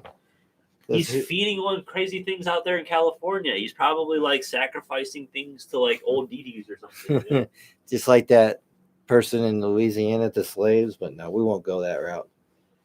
Oh my God. Hey, I know you're still on that, Tanya, and that's okay. We can go back and forth. It's Follower Friday. Throw up another thought while Tyler's has to go upstairs. We can probably talk for hours, but we do talk for hours. We could talk 3 or 4 hours, but we'd probably be falling asleep on the table here, and you probably have to wake us up somehow. Virtually a water gun through the chat. Wake up! Oh yeah, he was. Yep, Johnny Depp was. He's an all-around talented guy. And yeah, Bowie was older when he played that role. You're right, like 50. Isn't it Johnny Depp up there too, up in his 50s? So it actually might be a perfect role for him. I wonder if Tim Burton will direct that too. The Labyrinth. Oh my gosh, that would be awesome. Who do you think should direct it? Here we go. Since we're on this Labyrinth. What I miss?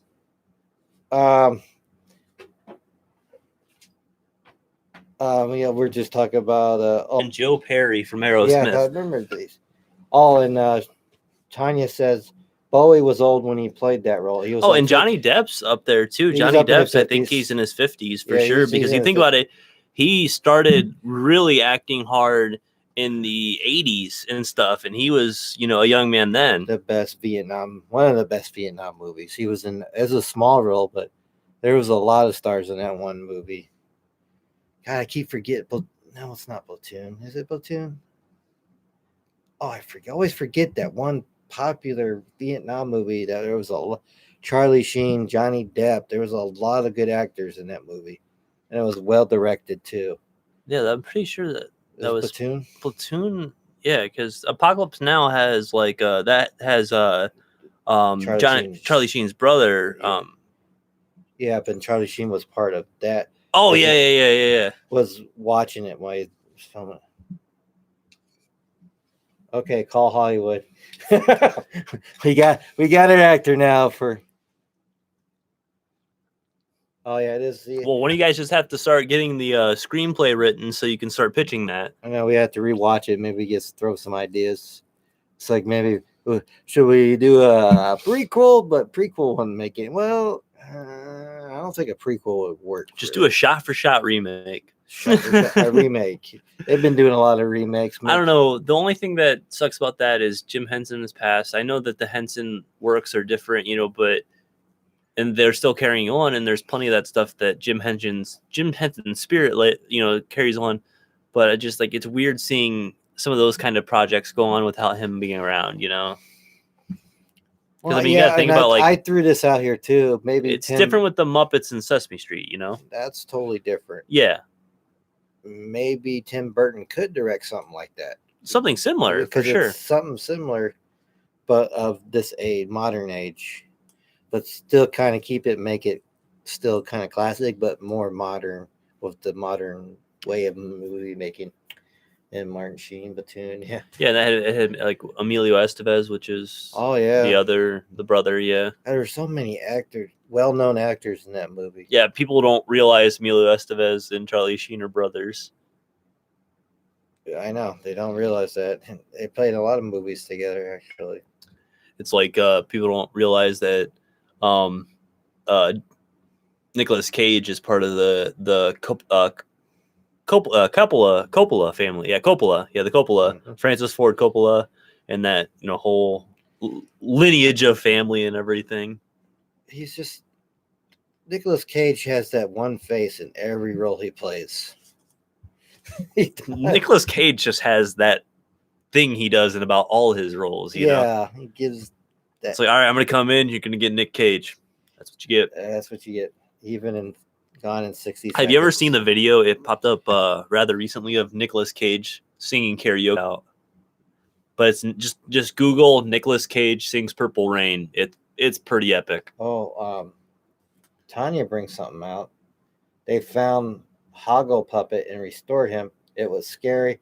Found him in a trunk in an airport, I think. He's weird. The Hoggle. Yep, one of the exactly. Tanya was saying Francis is Nick's uncle. And that Coppola family goes way back. It's a couple different generations back. Good Lord, man. We're really digging deep today. Yeah, you guys are having so much interaction. And it's fun when you guys are doing this. We got 15 minutes left, and it doesn't even really feel like it, No, it doesn't. We feel like we've done an hour and 45 minutes of the show already, Oh, was going to bring this, but this Sunday, I think hopefully the signal's good. We thank you to a certain person. I think we talked about this Wednesday too, but not when we were going to go out. And we didn't talk about the details. That someone gave me a map of an old burial ground map of Ohio. Z Maps, I do believe. If you put in Z Maps and you put in your state, it locates all the burial mounds and memorial mounds. Yeah, for the Native American stuff. Yep. The Native American burial mounds and memorial mounds. We found one where we usually been going out up there by our park system, that Cuyahoga Valley National Parks, that we found off the beaten trail. It's where the Erie Canal went through, and there's a tow path that they made now for people walking and biking. Then there's this old carriage trail that they left and still use. Then below that, probably I would say, just by looking at the map, maybe I wouldn't say half mile, maybe a quarter mile off the trail is the old Native American burial mound. Yep. Right in that park system. And I mean, that could explain a lot, part of the hauntings as well, just because of that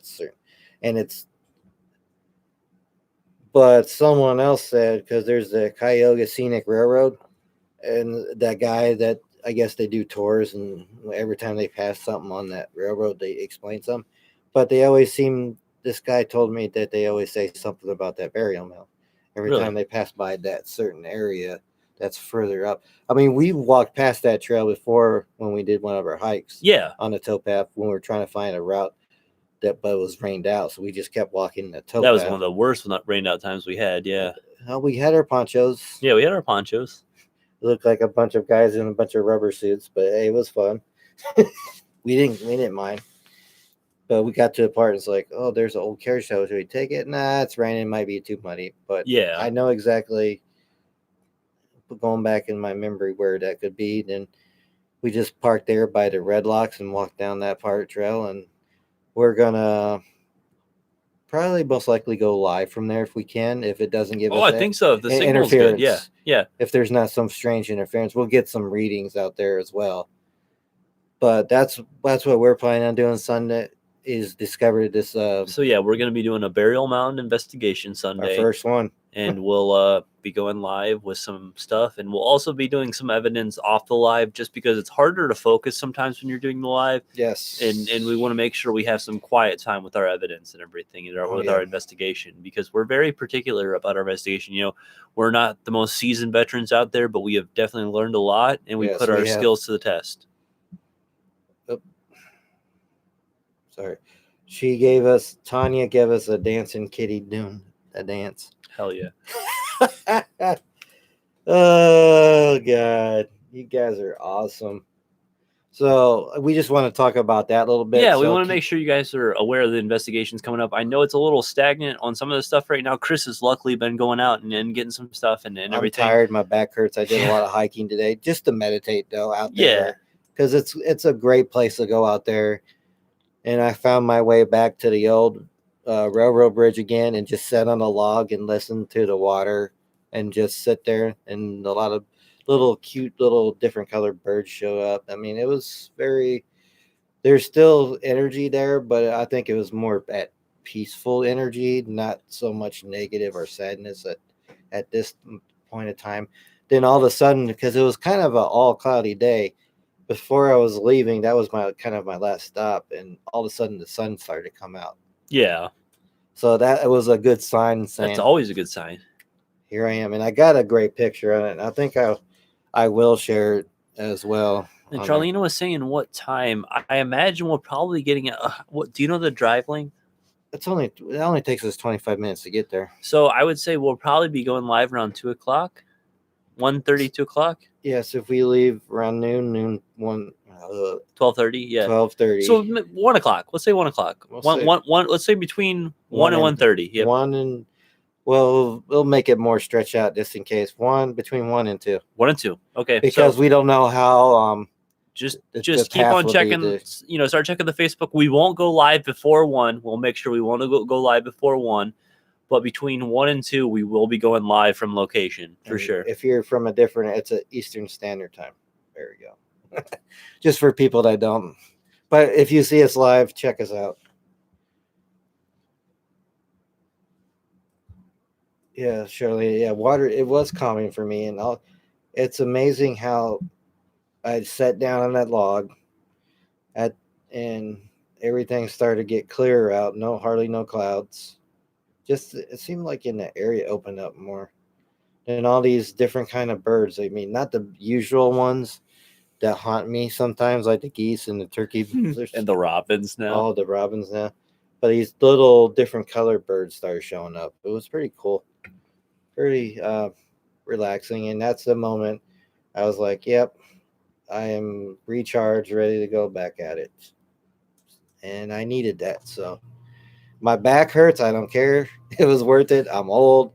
My back is not helping me sometimes. But I know when I did a good hike today in exploration, when my back and knee hurts. I know I did it right. Yeah. That's always the good way to tell it. Yeah. Then I caught my soul was at ease. I'm at peace. No negative. Time to restart the week. So yeah. And then we did a cleansing in the house tonight. Yes, we did here in the studio. Yep. And and if anybody was wondering what was in that cleansing we were burning earlier. Oh yeah, go ahead. It was a Palo Santo stick, some white sage, some mandrake root, and what was the other thing I had in there? Some bay leaves. Yeah. So that's what I had in that blessing I was burning up earlier. Oh, what else was going on?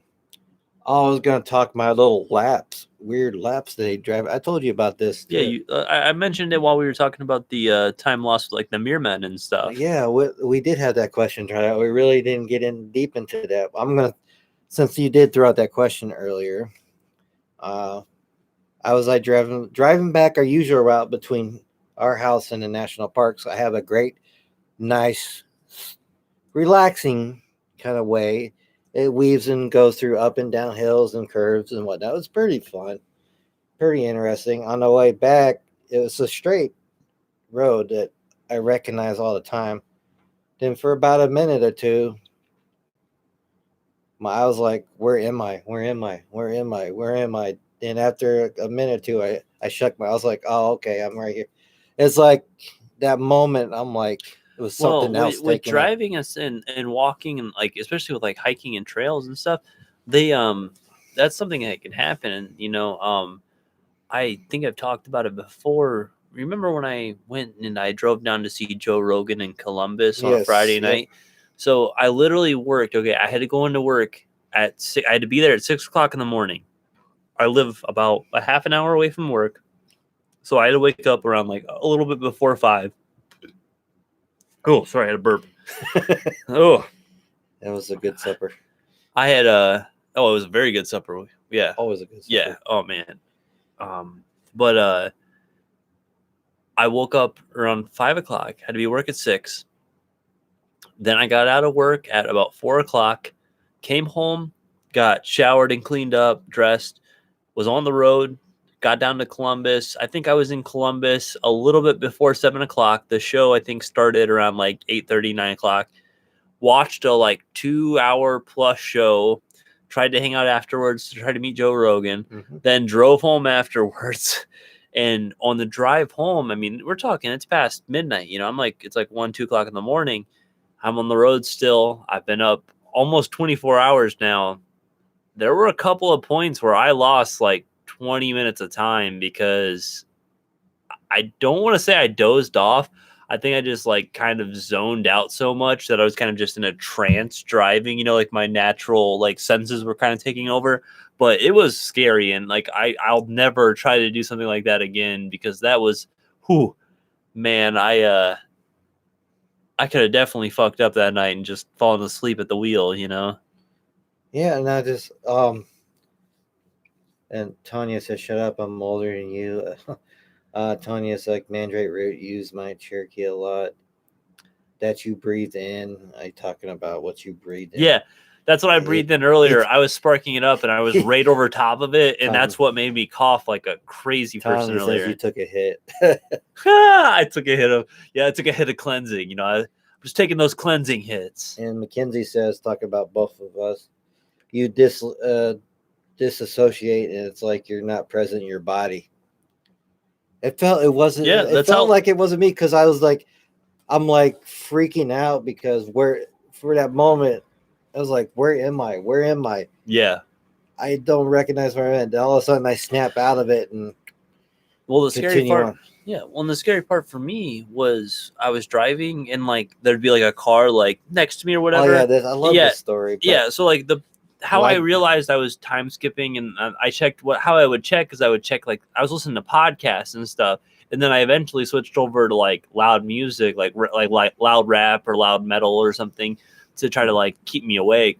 But I was listening to podcasts at first, so like how I realized something was going on is at first I would be like there'd be me in the middle lane, there'd be somebody in the fast lane over here going past me, and then it'd be like somebody over here, and then like the next thing I know, there's not a single car around me. I'm completely alone. I don't see any tail lights. I don't see any headlights behind me for a while. And it's like 15 minutes of the podcast have gone by that I don't remember, And that was when I really started to get scary. I almost thought about pulling off and falling asleep, but Talia was already born at that point. So I wanted to get home, So my daughter was already born at that point. So I wanted to get home. This story still held to this day. Did that I mean, it just something or someone or some spirit guide Or they Yeah, I call guess if murders. I did fall asleep, something kept me in my lane, Yes. and kept me going, So And that I wasn't, don't think I fell asleep. I just think it was one of those things where like you I just zoned out. I zoned out. zoned out so hard, like where like Blackout, zone I out. was conscious, All right. but I wasn't present. I No, think that's what no, happened. I was just so tired, but I not don't conscious, not ever want to present. try to do that again. That's why if we ever go on a long trip, you and I are going to take turns driving. Well, since it just now, though it was like coming back today was just a short period of time, but it's still like, what just happened? What just happened? Oh my gosh. And Tanya was saying, like I'd go crazy or I freak out if I lost time. I go right to the dock and check my head. That's just me. Too much partying back in the day. No, and I get that. Like they say, like acid flashbacks or Well, just like mine was drinking. more Yeah, alcohol yes. related things. Like stuff like that can really fuck you up later in life. I mean, we do drink socially. I mean, we don't overdo it. So like we've been kind of tipsy or kind of drunk on a couple shows, maybe a little bit, but we've never been shit faced hammered. No. Like I know that I think on the Monday show, I think I was definitely pretty tipsy, but I've never been to the point where I couldn't function. This guy's pretty. His alcohol is a little hell of a lot better than mine. Yeah, I have a high tolerance. He has a high. I don't know. It's been that way since I was younger. I didn't drink too much. Like I didn't drink really much as a teenager, like some people do. I didn't drink too much in my early 20s, but somewhere in my mid 20s, I started pounding them down pretty hard. Well, I did pound them hard in the military, of course. Everyone heard that story. Oh, my mom's going tonight. Good night, Mom. I love you. Good night. Thank you for joining us, Tyler's mom. We'll see you on the next show and have a good night. Sleep well.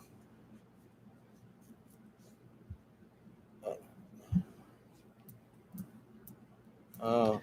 Well, and they say we only use about 10% of our brains, and a lot of the background stuff goes to like function, and then there's parts that we can access. Since I was like a lot younger, I think I started probably trying to study certain things to access bigger parts of the brain in like probably junior high. But I've always been interested in studies that say like there's maybe practices that could expand certain parts of your ability to use your brain. Yeah, I was like, why can't I use 100%? Yeah, I don't think you really want to go there. I mean, speaking of movies, I know that's not everyone's favorite. In Indiana Jones and the Crystal Skull, where that person towards the end wanted to know everything, and it just got too much. And Yep.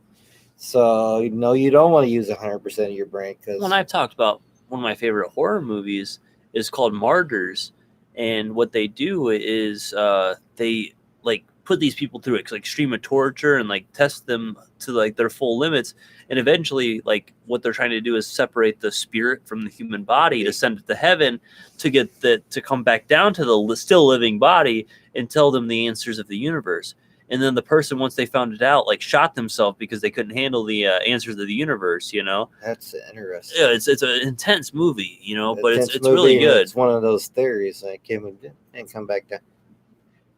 Possibly we can come back down, but I'm sure there's like the rules, like the Book of the Dead, like you see in Beetlejuice. Yeah, and Tanya tossed out Limitless with Bradley Cooper. That movie really shows you like he takes a pill and it starts allowing him to access, and eventually he gets full access to his mind. It's got De Niro in it as well. I think I've seen glimpses. And then they made movie. a TV show based off of it as well. And then they talked about that movie Lucy was kind of loosely based on that same concept, where she eventually was able, because of a drug releasing in her stomach, she was able to start accessing her full mind. And then she eventually like uploads herself to like a supercomputer, and like, oh, it's a whole crazy mess. Yeah, crazy movie, but could happen. Yeah, it could happen. I mean, we all seen these movies and scary movies. I mean, shit, even like I said, the Crystal Skull, Indiana Jones, where all these aliens would, here you go, see if you can handle it. Sorry, you can't. Bye. Yep. Goodbye. Oh, they're amazing. It is a crazy thought in there, but I do not believe we could handle that much knowledge.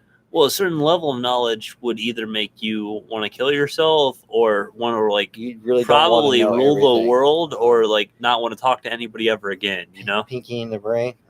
I Well, thought that there's could- a theory about pinky in the brain Oh where God. the brain is actually like mentally handicapped or like some kind of like mentally mental illness, and that pinky is actually like going along with like taking over the world, you know, even though he knows it never is going to happen. Yeah. And he's actually like taking care of the brain. That's a whole backwards theory that's out there.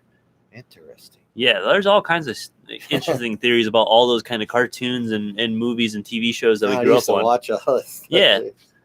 But for the night, guys, Oh, for tonight. it's that time. It's that time. We It's love been a you all. great- It's been such a great night. It's been such a fun show. You guys have been so interactive. You've been so great with the comments, the questions, and we always appreciate you guys. Make sure to check us on Monday, and we'll be coming back with Mental Monday. So we sent you home with that homework. Bring back some stories Homework. of like mental craziness, maybe alien abductions where they worked on the mind, like artists or serial killers Yep. or directors or any kind of stuff that might be a little mental. We'll keep it very, very vague and open for you guys. It's a So whole weekend. You yeah. got plenty of time. appreciate everything, guys. I love and you. good night on the YouTube. Good night out of